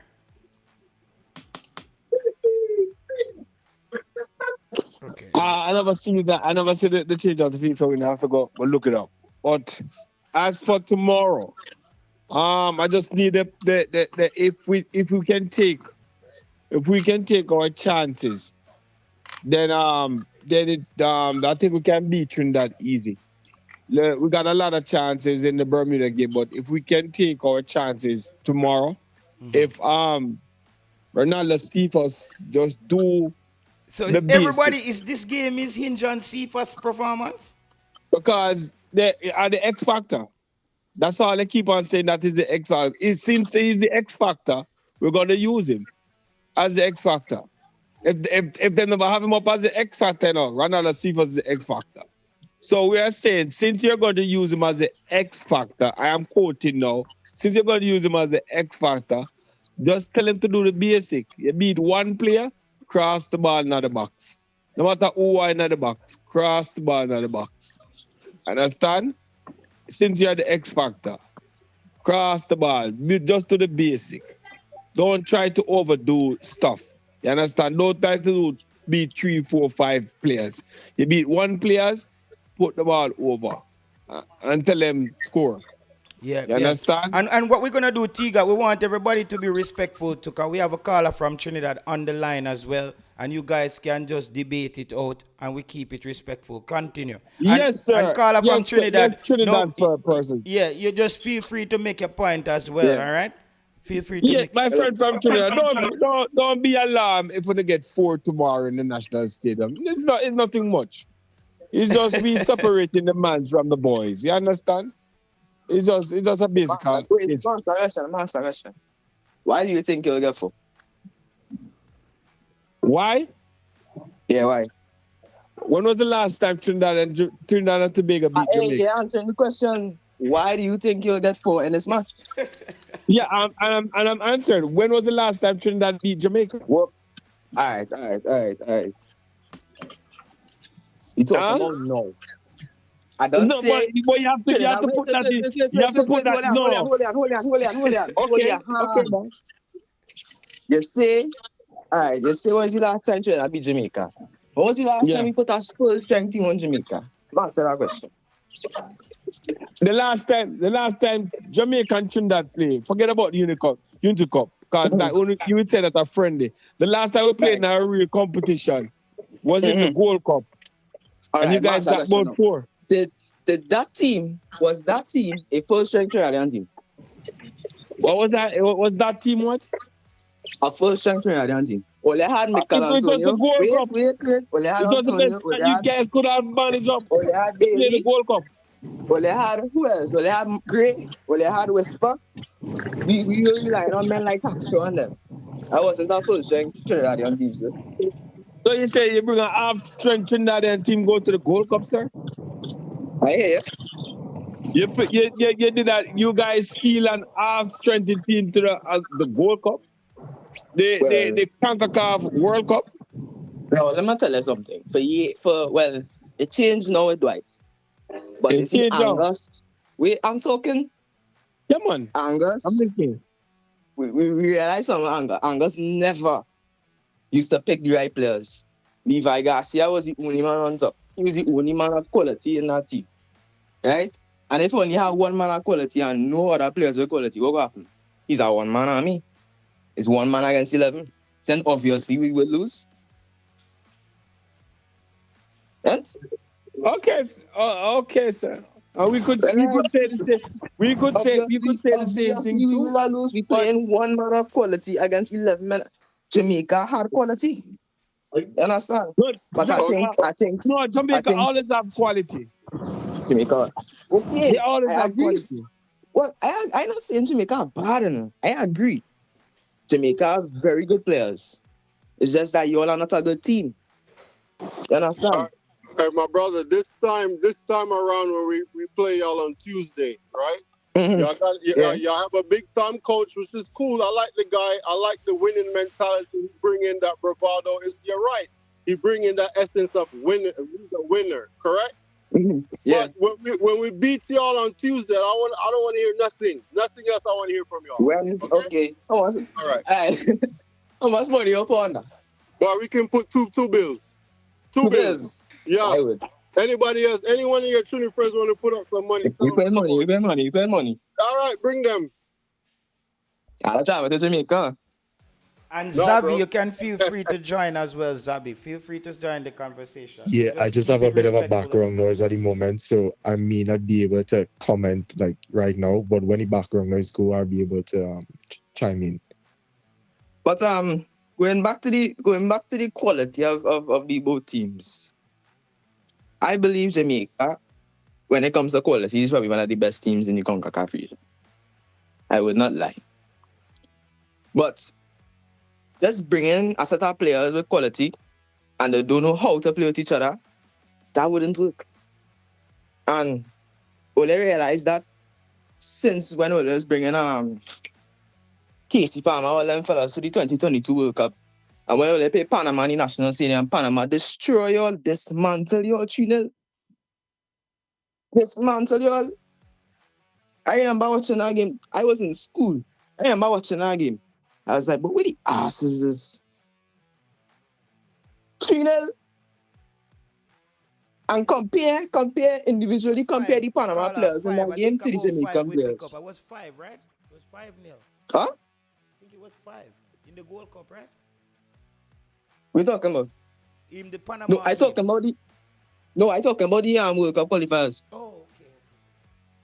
Yeah, when nationals when Panama played all. But that game in the World Cup too, that Panama dismantled all as well. And that clearly states Panama has a better team.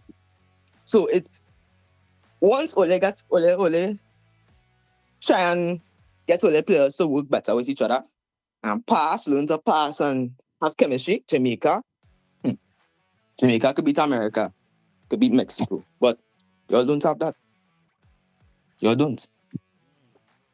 Anybody want to combat his point? So my thing is, right, I'm not sure if the guy is still the Jamaican guy, but he was mentioning the last time. When was the last time we beat Jamaica? I think probably looking back too far in terms of our last few encounters probably wouldn't be the best idea, simply because we were playing under a different coach. Yes, I know we played a couple of friendlies before Unity Cup under Dwight York, but he was still getting accustomed to the team, and a lot of those players who played were local players who weren't actually not playing right now, who not even in the squad right now. So I personally wouldn't read too much into those results. I think over the last couple of games, I would say over the last 3-4 games, we've seen the best in Trinidad and Tobago football for quite a while. Given a lot of, as I mentioned yesterday, a lot of people criticize Angus Eve in terms of the way he approached games, being relatively defensive. And with Dwight York, it seems as though he wants us to, I guess, be a bit more on the front foot.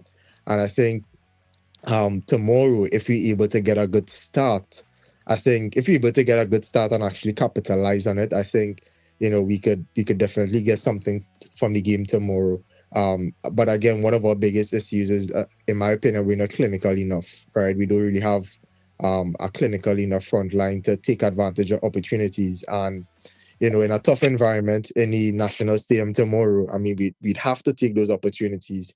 So I believe, if I were to make a prediction, I would say this: if Trinidad and Tobago gets a proper start tomorrow and takes advantage of it, I believe we would get a result. Whether that's a win or a draw, I don't know, but we would leave the national stadium with something. Now, if we leave it too late and we let Jamaica get on top of us in the face-off and they capitalize, then I do think there's much for us tomorrow. So I really think it depends entirely upon how we start the game, and hopefully we don't leave it for the second half, as we have been doing it for the last 3 games under Dwight York. So that's my take. Okay. So let me get in and combat the guy that was talking earlier. You're right. I do give you that. We don't play as a team, and this and that. No problem.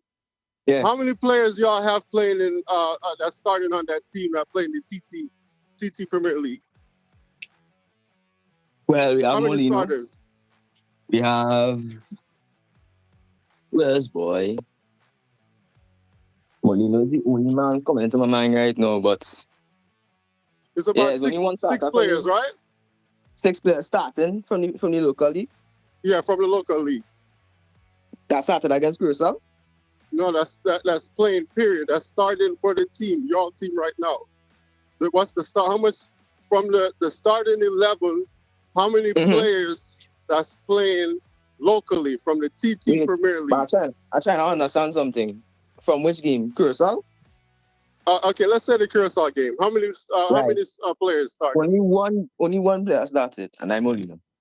Yeah, that's Molino. Okay, and everybody else is playing in top tier leagues, right? Well, yeah. I wouldn't say top tier. I mean, if you're saying top tier, I guess Rio is the only one who's playing in Premier League, even though he's playing for Crystal Palace under 21. But I mean, we have a couple of guys there playing in the MLS. Kobe Henry, Dante Sealy. Then I think Noah Powder, he was in Europe. I think he played in the Champions League against Real Madrid a few years back, and he got a couple of ACL injuries. And he's back into the team. So he's pretty good at left back as well. So we have some relatively experienced players, some in the MLS, some in Europe. obviously we have Levi Garcia playing in Russia now, and all of them started against Garcia's Curacao. not even informed. Well, to be honest, if I'm being honest, Wait. All right. My answer this question. In the second half, you see how Garcia play. We understand that currently Garcia is not probably the main, we could say, the best man in Trinidad right now going forward. But you see how Garcia was in the second half. Yeah, Garcia, he's a baller, he's a player. But what I'm saying Right. is pound for pound, y'all are lightweight compared to us. That's what I'm saying. We are lightweight compared to us. Yeah, pound for pound. All right. When it comes to technically sound players, Wait. that. Like, technically. Pound for pound. Hey, bro, are you understanding what he means by pound for pound? I understand He's pound for pound. I understand what he means. saying team. Bro, the levels that our players and the channels that our bro, the channels that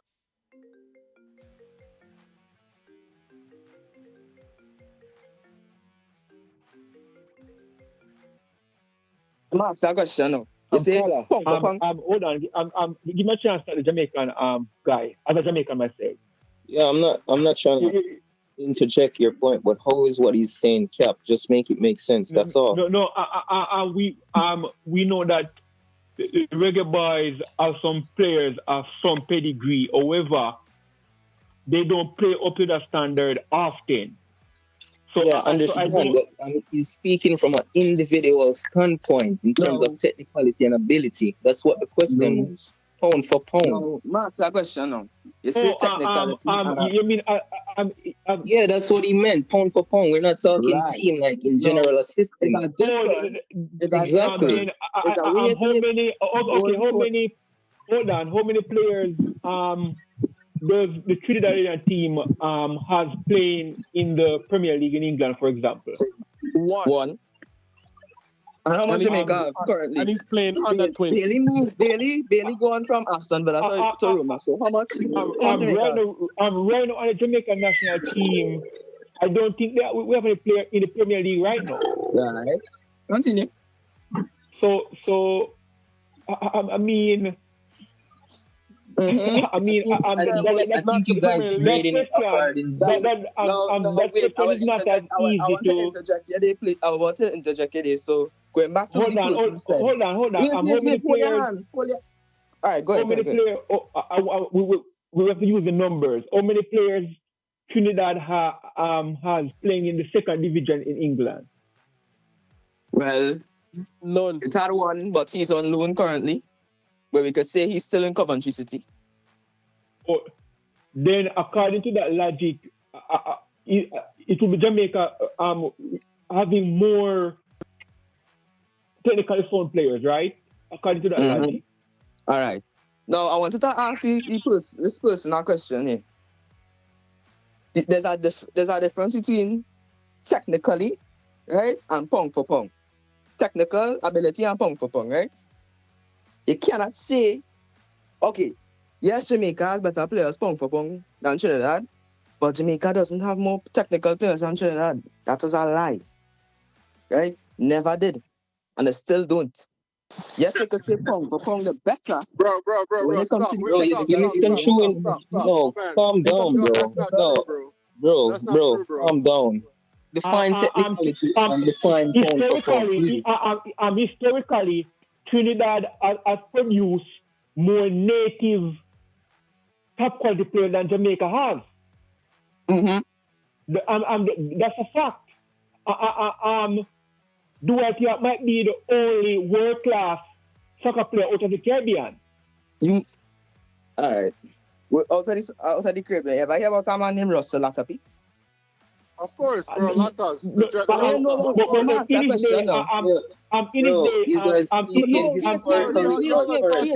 are talking about the 90s, Dread. We're talking about now 2025. He was talking about Dwight York, so Max, I question now. Currently. The gentleman said, hold on, Trinidad has produced, has mean in the past currently. Right. That's what he said. So now let me talk about the past. You talk about overall Let me talk about the Trinidad, parts. and because you have Dwight York, a world class player in his day. No brainer, yeah. I think lot of people would not be considered world class in his day. So yeah, Right? So I think Trinidad has produced the only world class player. The word is native. I did not say Trinidad has produced the only. I said native. The key word is native. Okay. Now, let me liken the situation now. If for a little mind, I'm going to go back to the 2002 World Cup Qualifiers when Trinidad played Jamaica, right? Let me liken the situation now to back then. Back in 2002, Trinidad had a better team than Jamaica. Hands up. Right? We had York, Latapi, Jaron Nixon, Clint Master, all them guys. Right? You all had Baby Gardner. All had some weight, but they still beat us. So you're telling me we can't beat all enough? That's what they're telling me. Overall, if it's clearly Trinidad can beat Jamaica. Nobody will deny that. No, we know that because the statistics are very close. We have 27 wins overall. Trinidad have 26, and we have 11 draws. That's a fact. You can check it out. Also, I'm looking at Trinidad. I was looking at them at the Gold Cup. Trinidad always pass the ball crisply and fluently. But looking at them at the Gold Cup, there's a sweet sauce missing. You know, just by looking at the team, there's like a player. Trinidad and Jamaica is in similar situations where you have players, but those players need an individual to put the pieces together. A player. Have you ever heard about the word a talisman? We have the talisman. He was not there in the Gold Cup. I did not see that. Who that's yeah? I did not see any player galvanizing the team during the Gold Cup. Well, in the Gold Cup, and I said, who would be your standout player in the Gold Cup? Who would be yours? Who would be your standout player in the Gold Cup for Trinidad that would be regarded as a talisman? I did not see any. Yeah, I'm asking him. Not in the last Gold Cup. I'm going to explain something to you. Yes, that's why he's saying that he doesn't see it. Well, let me talk now. In the last Gold Cup, you're having some problems with the squad, right? Certain players, were being picked. I really don't agree with them being picked. But as you could see, America battered we 5-0 because of some, I would say Alvin, on our right side, sorry, he was being battered. And that's why I always would say, you'll never see a full strength Trinidad team before. But they never did. Because the players we consistently picked for every single, all of these competitions since the 2019 World Cup wasn't our full strength team. And Ole could disagree if Ole one place, you should. I would agree with what he's saying there, because even Dwight York himself mentioned it a couple of days ago. He said this is the strongest since he took over Trinidad and Tobago national team last year or whenever it was. This is the strongest team he's had. So this is why I keep on going back to saying, people are bringing up Unity Cup, bringing up the Gold Cup, etc., etc. I wouldn't really look too much at those results. Yes, it gives you an idea, but I wouldn't lean too much towards what those results, like he mentioned back then, even in those competitions, that he was trying to find players to see who would be the best fit for the World Cup qualifiers. So I forget the guy's name, but as he mentioned yesterday, it was very experimental, right? It was very experimental, and I wouldn't read too much into that. I agree with Dwight York. I think this probably could be our strongest team since he has taken over. So I'm expecting at least a pretty decent, showing. It wouldn't. I don't think it would be one where we battle like the US against US where we made multiple individual errors and that kind of thing. It shouldn't be that, at least. But I'm expecting a pretty competent showing, and this is the first game against Curacao where I think probably one of the very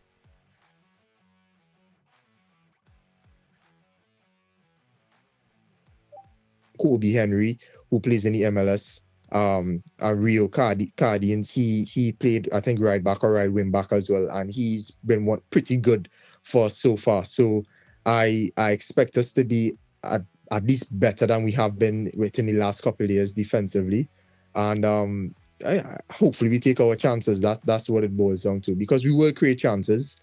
We have the players and the wings to do that. It's just whether we will actually take it.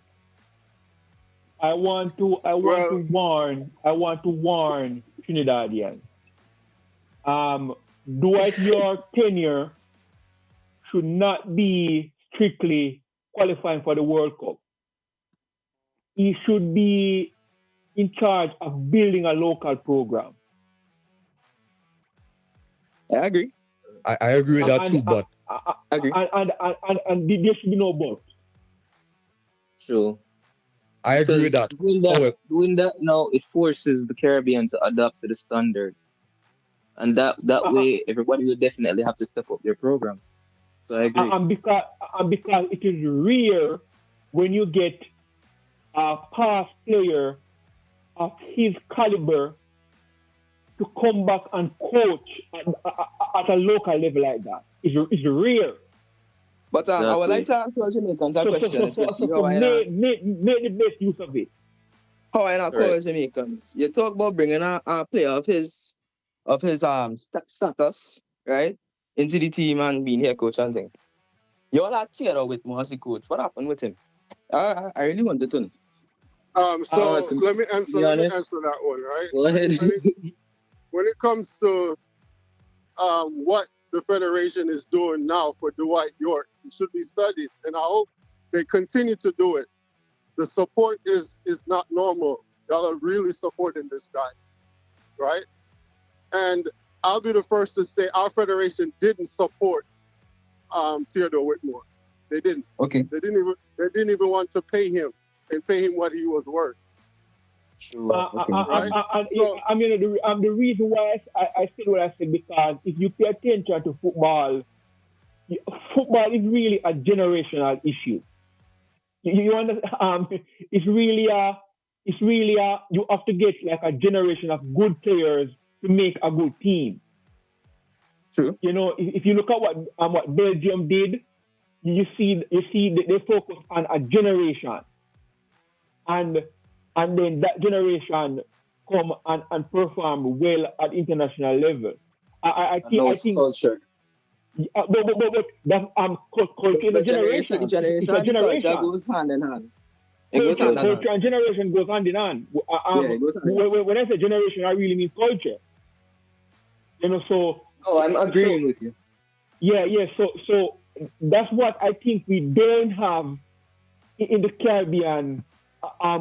In a broad way, where we get some players from here, get some players from there in a World Cup campaign, put them together and expect them to perform at a high level.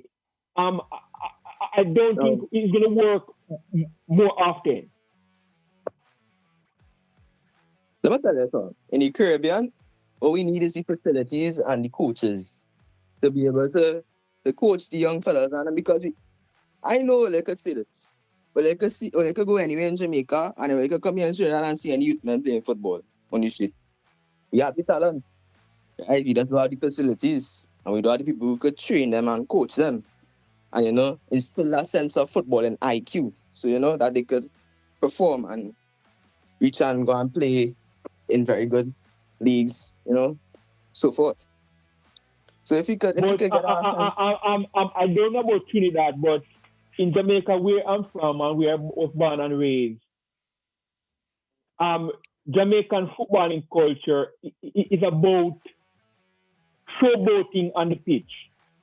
Put the ball through the opponent player's legs. You know, put the ball over his head. I'm sorry. Can I ask the Trinidadian, is that the same with you guys, the showboating? Well, yes, it have a sense of showboating, but the thing, as he said, you see, we don't score him, we score like cap. When they put a ball over a man heavy, we score like cap. Yeah, that is a... So for example, you'll have a player coming up through the ranks. You have a player coming up through the ranks, and he will be quote unquote a top player. But when an expert looks at the player, they will say, okay, this player only completes 50% of his passes. This player does not have a good first touch. This player does not run the channels correctly.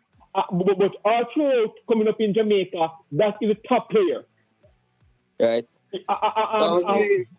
And based on what we value locally. But see, the thing is, Trinidad really, they blew it. Trinidad had a chance to be that shining star, that bright star there when it comes to development, when it comes to facilities. They had Jack Warner. They had that chance. They blew it. All right. If you look at DR right now, Dominican Republic right now, they're guarantee within the next 2 to 3 years, that's going to be the shining star right there. When it comes to regarding Jack Warner and all of that, we have to be very careful in how we assess, because we always look shiny on the front, but at the goal level, things were shaky.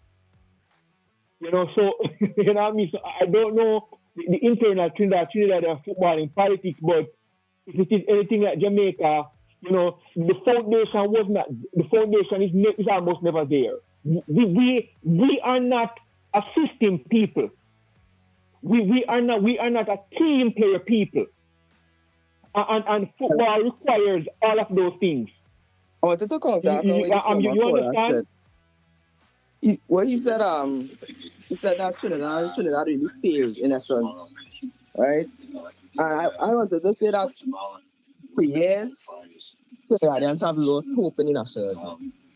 And I can say this going back years. Since we could go back to the 70s, I think they do not know about this story.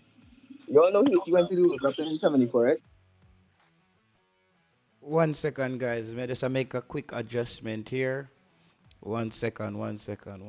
Just need to sort this out. Get these calls back in here. 1 second, folks. Okay, this should work now. Join back. In 1990, you of that game. 2006 we made it. One of you guys mute your mic, please. Yeah, somebody can mute your mic. Can I hear mute your mic? The other match on the day sees Curacao playing at home. Yo, Moby a boss. If you're not talking, brother, just mute your mic or leave the show, please. Right, but ever since that, the lost hope in the national team, and I think that just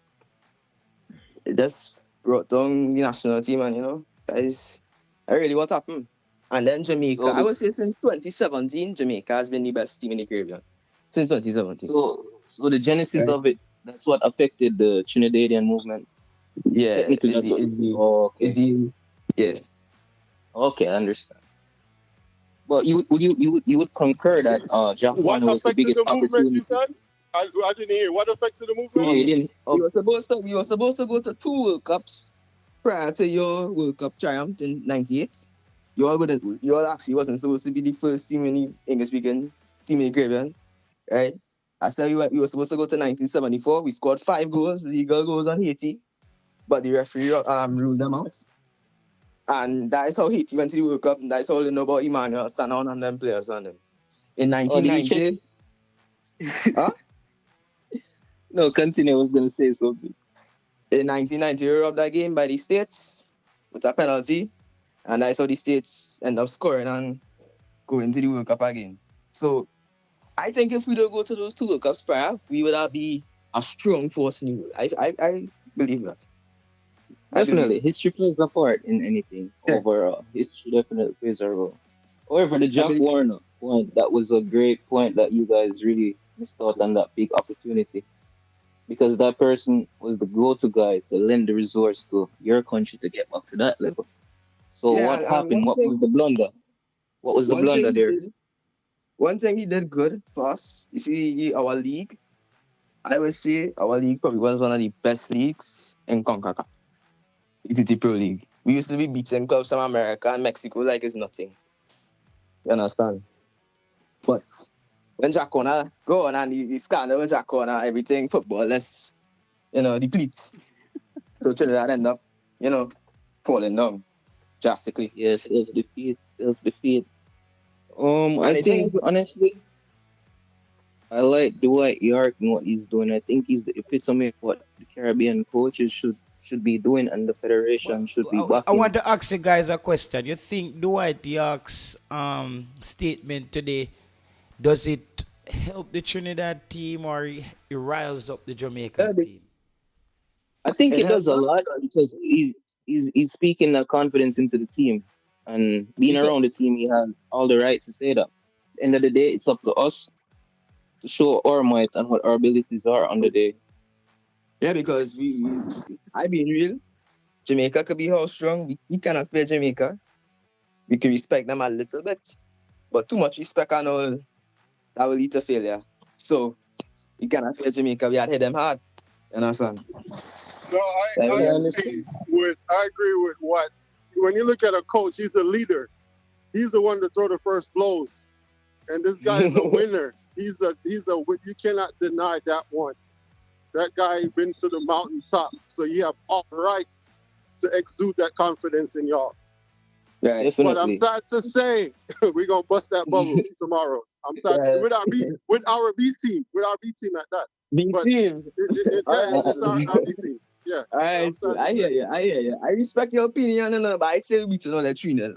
You know what I'm saying? You understand?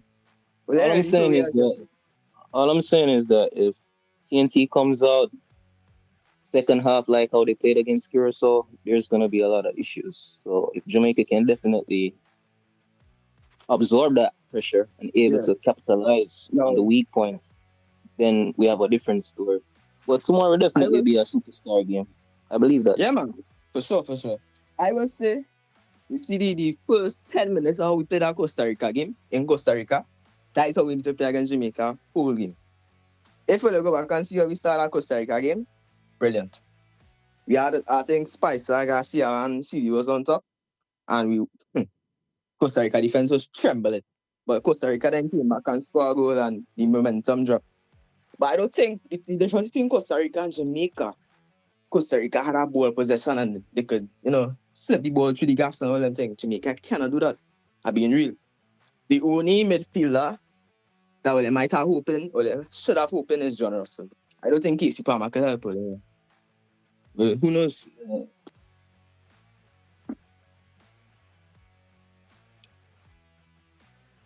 What's your prediction for tomorrow? I would say 3-0. 3-0. 3-0 who? 3-0 who? Trinidad. I mean, at the back Trinidad. At the back Trinidad. Man, stop with your jumpy talk, Dred. What's wrong with you, man? Wait. How? Huh? How? What do you mean how? You got boss on them. Stop. What do you mean how? Stop, bro. What was the score between Trinidad and Curacao? It was 0-0. All right. I It was 0-0. Curacao. I think it might be the same tomorrow. Paula. Thank you. Curacao start our game on the high foot. On Curacao had the first half, Start that second game. half was Trinidad. Now, I want to tell you all Jamaicans something. Well, let's say Curacao was a walkover team. Y'all not beating Curacao. No, we know that. We know that. The Dutch coach. You know that. The majority of Jamaican fans don't know that. Them think Curacao was a pushover team.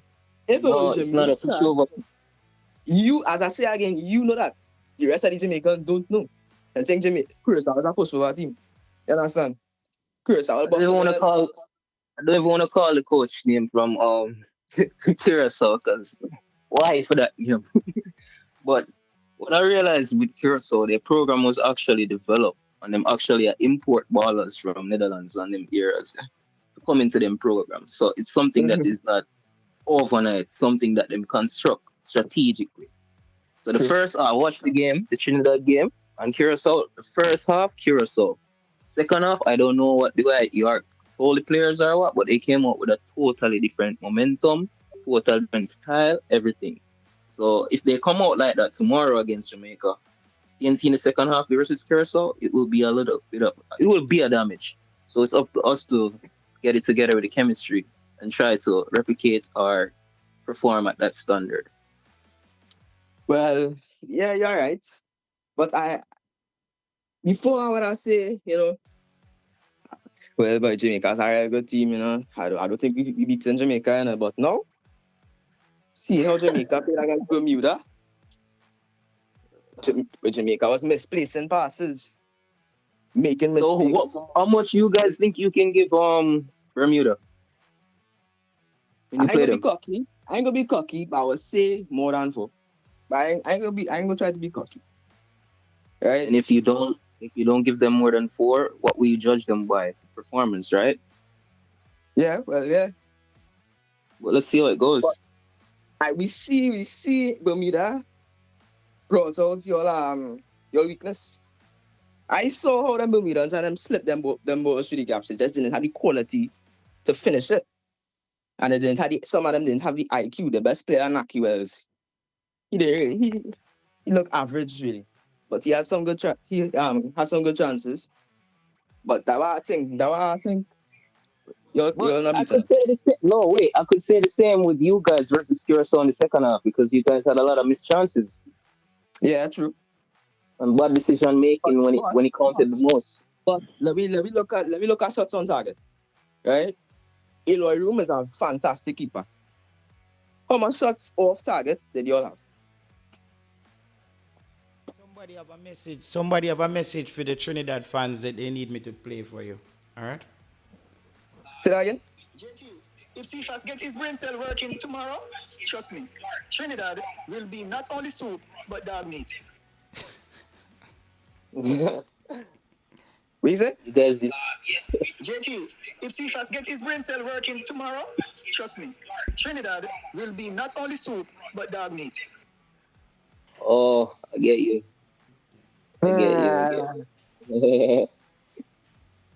So everybody is saying that Cephas is the X factor tomorrow, it seems. So this game is on Cephas. He has been playing. Somebody in the comment section say if Jamaica lose to Trinidad tomorrow, I will give away $1 million Jamaican dollars. Let me say this. I observe Cephas. I was always observe these games with Jamaica or these other teams. Observe Cephas yesterday. Cephas didn't really have no sense of direction. He just get the ball and just run. He didn't even dribble. He just run. I can't even see he could dribble. He might cut in, cut back out. That is all he had no sense of direction or kind of IQ to, let me just slow down. Let me turn my back, nothing like that. I had a play he made. He was in the box. He went to the sideline and fall long. I was like, what this man doing, man? Tell him like, what this man doing? I don't think Cephas could break through Trinidad defense. I've been real.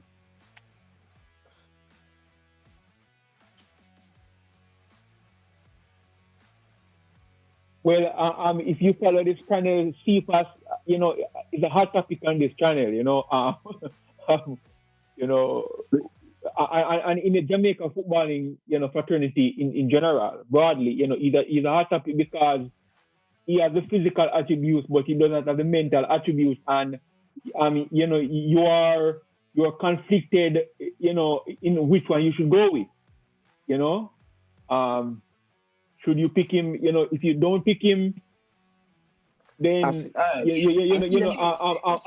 Cephas, we do not have many players, across the forward line who take on the opposing team defenders. You understand? So until the team gets a player like that, Cephas is get his brain cell working tomorrow, is necessary. Trinidad will be not only I get it. I think he's selfish too, I don't think it's only like running with the ball or whatever the case is. I think he's a selfish player.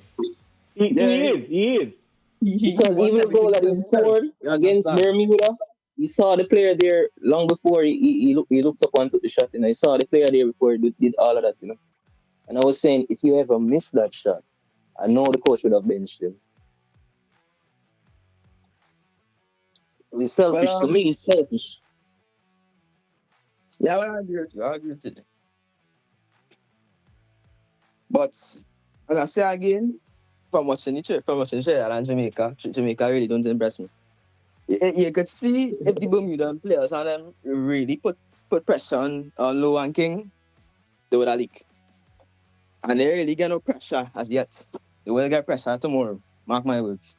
They will get pressure. I think Low got more pressure. I don't think King was pressured.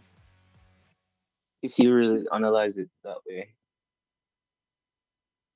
Low is a bit giddy-headed.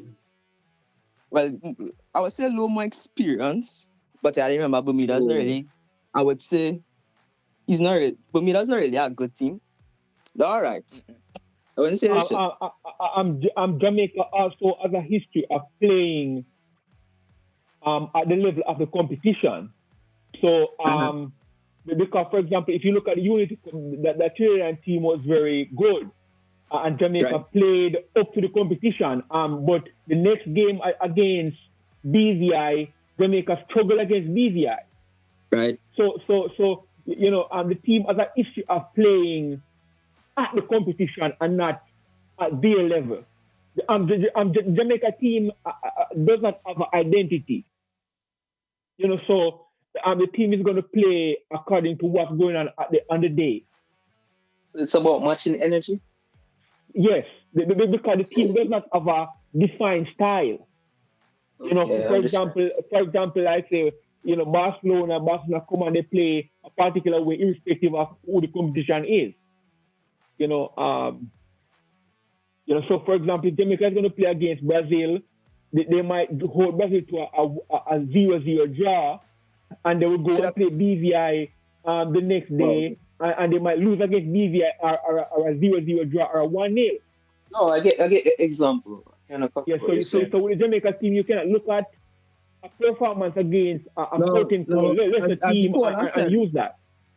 What do you call us say that's not that accurate? And I'll be honest with you.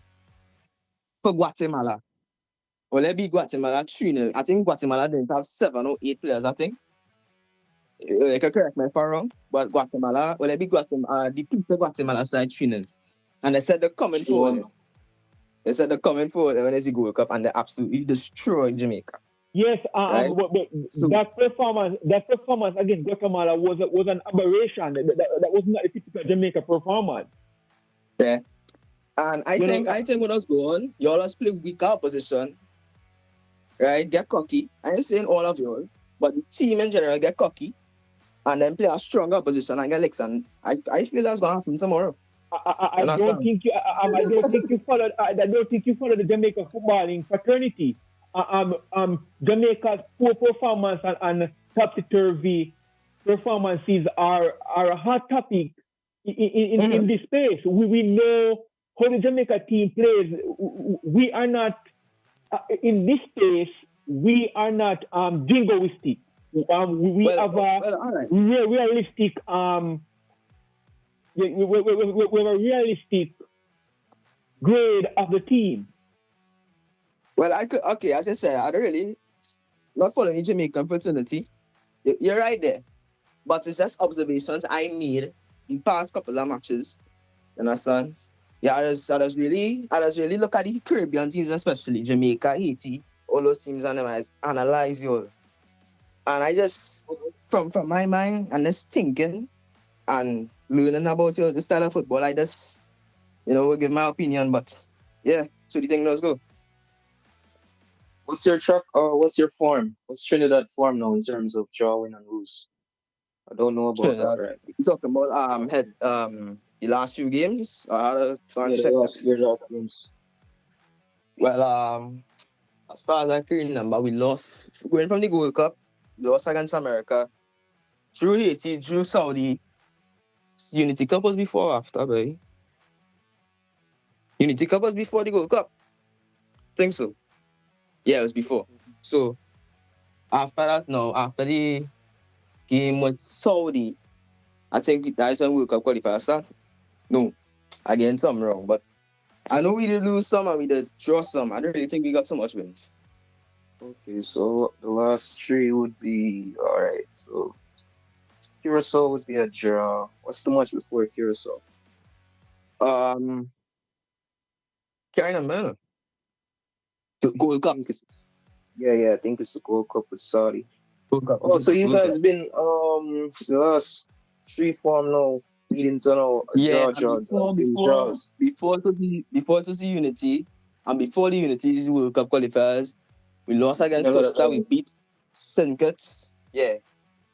Draws. Yeah. Recently, last 3 is draws. Okay. Yeah. Well, come in tomorrow. Just enjoy the game, and I'm out. Bob Marley, 1-0. Okay. Yeah, Yeah, man. course. We have what was your prediction tomorrow? You said you were saying that some of the fans are a bit Yeah, man. delusional, right? Two love Jamaica. Two love Jamaica. Who you have on the score sheet? So you were saying the Trini fans are delusional, right? Yo, JT, no come start nothing. You hear that? No, but you were saying that on the call, and I thought that was a bit off because man.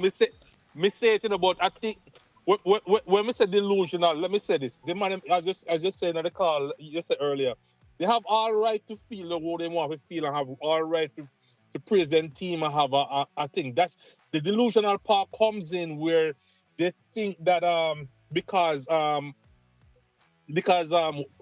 star players are not playing, that they think it's gonna be a walkthrough, and I think that's where the delusion comes in. No, we don't think Jamaica is gonna be a walkthrough. Anytime Jamaica and Trinidad plays, it's always a tough match. We know this. We know this. But I think the level of football with Jamaica playing, the level of football Trinidad playing, you can clearly see that Trinidad could easily slip 1 or 2 balls in the gaps and score some goals. Jamaica can't really do that. So that is why I'm confident that Trinidad will win.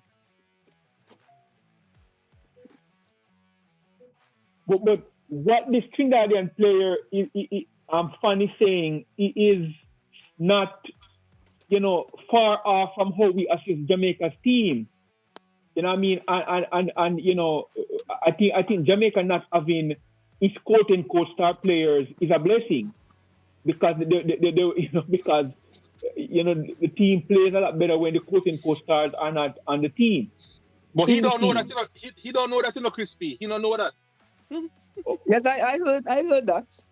I heard that. You heard that, but you don't know that. You heard it, but you don't feel it tomorrow.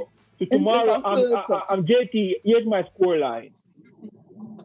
I think it's going to be a 0-0 draw. I don't think so. Because Trinidad style of play will give Jamaica some problems. Also, Jamaica plays at the level of the competition, so Jamaica is going to step up its game tomorrow and match Trinidad's energy. And I think all of that, will yield as a 0-0 draw. Well, Go ahead. I will say this: Jamaica coming off a win. They're feeling relaxed. They're feeling, we could just rock back and do we thing, smoke and drive, Bob Marley style, Jamaica, whoever we had to do. But Trinidad need the 3 points. Yeah, man. You go and believe that. We're going to fight for that 3 points. Not saying because, Jamaica and Rastafari, you understand? Yeah, man. But Trinidad going to fight for that 3 points, man. And that all you don't understand. JT, so tell you why they're delusional, right? See the man here, the man talk about smoke ganja. I think he's relax. Yeah, boy. Yeah, man. Listen, we have a young youth here named Calamari. You got BLA Calamari or whatever you call it. You got to maybe 10% of Jamaica smoke marijuana. Is that much? Is that many? Yeah, that you don't know. You might find out tomorrow, Crispy. Don't worry. You might find out tomorrow. Now, Max, a question. Any striker in the world, it could probably be, who knows, Peter Crouch or whatever. I don't say Peter Crouch. Any legendary striker in the world Without any support, could they be good? Without the ball getting to their feet, could they be good? No. Exactly. And who would win the midfield battle? Be honest, between Jamaica and Trinidad. Jamaica does not have a midfield. So Trinidad will win that battle. Right. You answer yourself there. No, we're not saying, you know. Remember, I said Jamaica don't have a midfield. We scored four last week. No midfield.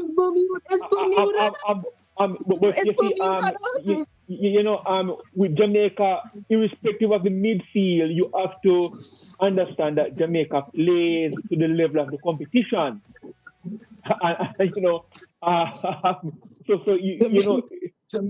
Jamaica likes to go to the wings and run and get the ball in the box and try and score. That's Jamaica plays that. Right? Yeah, hard. Brother, so funny about that. You probably right, you know, but you know so crazy. You guys can't stop it. That's the problem, you know. That's the crazy part about it. You guys know it's coming, but you just can't stop it. Well, we shall see. We shall see tomorrow. Yo, my shop will lose our six. My shop our six. I put up here can't play the next window now because I red card. That's nicely. That's nicely. It's war, no? It's war. You understand? You think we go and just let they run past me? No. Bro, what's the name? What's the name, Soji? My name? Yeah. Gosh. Listen, call back tomorrow. Tomorrow after the game. Don't hide, you know. Don't go hide tomorrow, you know. Call tomorrow, you know. Call tomorrow, you know. I ain't gonna hide. Yo, JT, remember this man name, you know, brother. Remember, tomorrow we want to have that same energy tomorrow, you know. Yeah, man. Respect. Yeah, man. Take care of yourself. I'm out. Trinidadian, them if you understand, say, in them squad, them have like 4 JPL players, 2 former and 2 current. You understand? So, as I did say earlier, pound for pound, their squad is no match for us at all. If you say you have up to 4, one of them is a starter. And James and Avery, you know, them are 2 wingers for them. So, I mean, I don't know, pound for pound, the squad way better, but it's just the cohesion on the field. And the thing with Jamaica is, even though we are playing tactically, Trinidad might get it right. We have players who can just come up with a moment of brilliance. That's what we have over enough for the team, them, you know. Even though we might not play as a team, we just have some people where we just come up with a moment of brilliance and take away the game from them. And that's the thing with Jamaica. Because you can have all that Tyrese Campbell pull up, just score something from outside the 18. Yeah. That's what I say. I don't think they have a player like that. And that's the thing, you know. We have, as we said, in terms of playing on the field, they might get tactics right and all of them things, but we have players who can just pull something out of the heart a moment. And Jamaica is known for that. We're not known to have the best team, but we're known to have a team that will have a player we can pull a 1 or 2 moment of brilliance and just take the game from them. Understand? And basically, most times Jamaica is banking on that. Most of the time. You understand? Somebody to come up with a moment of brilliance. And I think that's how our team is made. If you realize with the inverted of the right side, them use that as a channel to free up the wingers so the ball can go directly to them so they actually can get them 1v1. Because we know we have players who individually can do things. You understand? We might not have the team, and that is my worry. If they lock down our weapons, is our midfield good enough to unlock the defense line of Trinidad? You understand? So just hope we get it together. Yeah, and that's the thing. Like, you know, they say you can't buy a card off of Jamaica, brother. Don't ever do that. You have to just wait till the game, because we've seen a lot of games where we feel confident and we squad look good, and when the game starts, we say rotted, look good, It don't look good. And I'm just hoping that's that. Wayne, your mic is closed. Wayne is overly confident. Wayne was Too Wayne talk, the fans them were saying that Wayne a talk like Jamaica, Brazil. Mm-hmm. Yes, JT, I'm here. I'm here listening in because I said most of my piece earlier. I just allow Yeah, but persons who nobody didn't. was really there to push back at you still. Oh, so you wanted me to speak up when Yeah, the when the people were Trinidadian was there to here. because you Yeah, go ahead, Wayne, sorry. yeah. Sometimes I try to give others a chance because when we are in a forum, sometimes everyone want to have a say. The thing is, as I said, Dwight York and the Trinidadian fans, they are just being overly zealous. You understand? It's just like when Jamaica, the Trinidadian guy, he alluded to it when we played nine new guys in the Panamanian match in the World Cup qualifying, our first World Cup qualifiers back in 2022, and we saw the result. So they are putting their pieces together and they don't fully align. They don't have fully chemistry as yet. Plus, they don't have the caliber as a Jamaican team, whether our B team or whether it's our A team. So they are getting something together. They have the passion, and passion can go a far way. However, passion cannot beat raw talent along with hard work. I've been seeing the clips in the Jamaican training sessions, and for the first time, Jamaica look like they are training.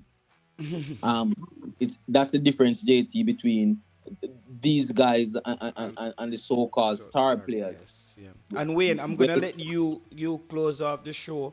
I'm gonna give you a final take. We want to thank everybody who joined us today, and we're gonna save some of the energy for tomorrow, because tomorrow is gonna be a long night. It's gonna be a long night on the field and off the field, because the post match still probably run till in the morning. If it's work out, it's going to the morning. If it don't work out, it probably go for 3 days. So Wayne, give your final take, and me just give everybody a blessing. Now we out. Yes, JT. So my final take is that I'm predicting Jamaica 3-1. I believe, as I said before, Trinidad will come overly confident, and that will be to their disadvantage. They will come and underestimate us. And as I said, this Jamaican team, which is hungry, because some of these players, they want to replace the so-called star players. They want to replace the A team. They feel like they belong, that they should be there. Sifas don't believe that Amari Gray should be starting on the left side over him.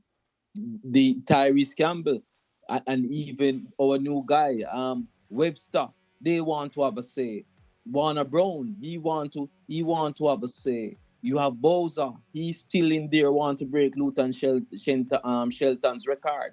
So at the end of the day, this Jamaican team, JT, I don't want to sound like I'm talking too early or I'm jinxing the team, but action will speak louder than words, JT. And tomorrow we will see it in the office.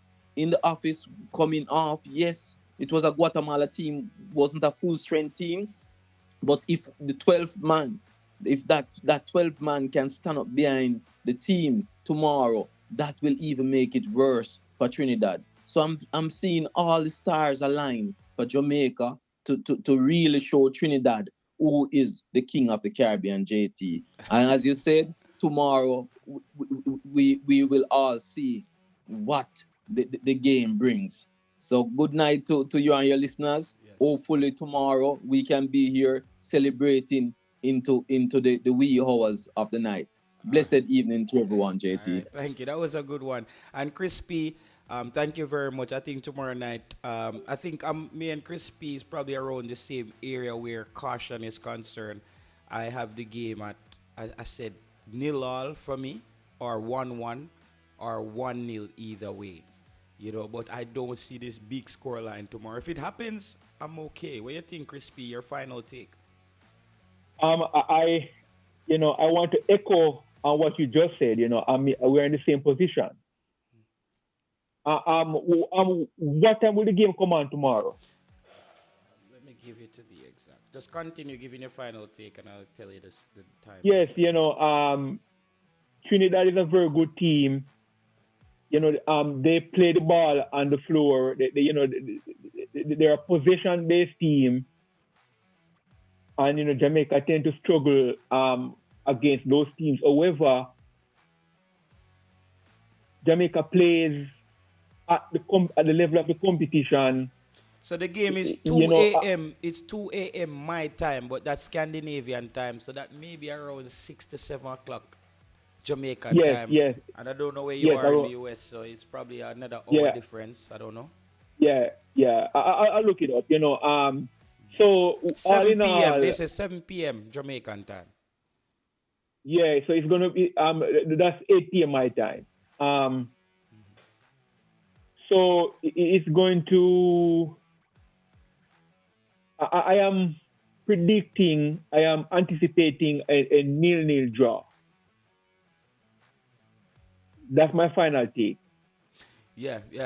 I'm around there, and the reason why I'm saying this is it's just so many factors where people need to know. Like, I'm big on data analysis and matchups, and I just feel like there's a lot of things that might cancel each other out in this game.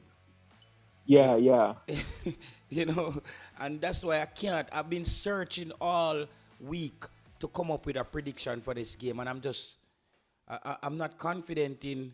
I just feel like, as I said, one moment of brilliance from either team as well. I have to keep that open. Other than that, it's a draw game for me, or one moment of brilliance from either team. But the margins are not too. If Vegas was gonna probably, I don't see the odds on this game, because I tend to look at the odds on the games to see where Vegas is leading. I think the odds are slightly in Jamaica's favor based on track record, but I'm just saying I wouldn't take the odds too serious though. Here. Okay. Yeah, this is not a game where I would lean with the odds, the bookmakers. I think this is a game that's going to be played on the field. Yeah. Okay, Jay said there will be goals. So big up everybody who came through. Big up yourself, Jay Baller, Kick Father, Bling, Swam Tivity, Jamaica Family Vibes, Reggae Vlogger. A lot of people came through today. Thank you guys very much. We hit 470 people on the show today. We keep breaking records this window. I think this window last night we did 400 for the first time on a regular live stream, and tonight we hit 470. So that's good. And I know the post-match tomorrow is going to be crazy. The post-match show tomorrow night, we're going to be crazy. Hopefully we maybe hit 1,000 tomorrow on the post-match. Who knows? You know what I mean? So we're going to pull it off, right? So that's progress being made on the channel, people. That comes through patience and continuously trying to improve the content for everybody as far as audio is concerned, visual, aesthetic, and just fan interaction. So thanks to everybody who came through tonight. Bless up on yourselves. Stay safe, guys. I know a lot of you head off to work tomorrow, or some people are just chilling at home with the family. And we see each other tomorrow. Until next time, folks.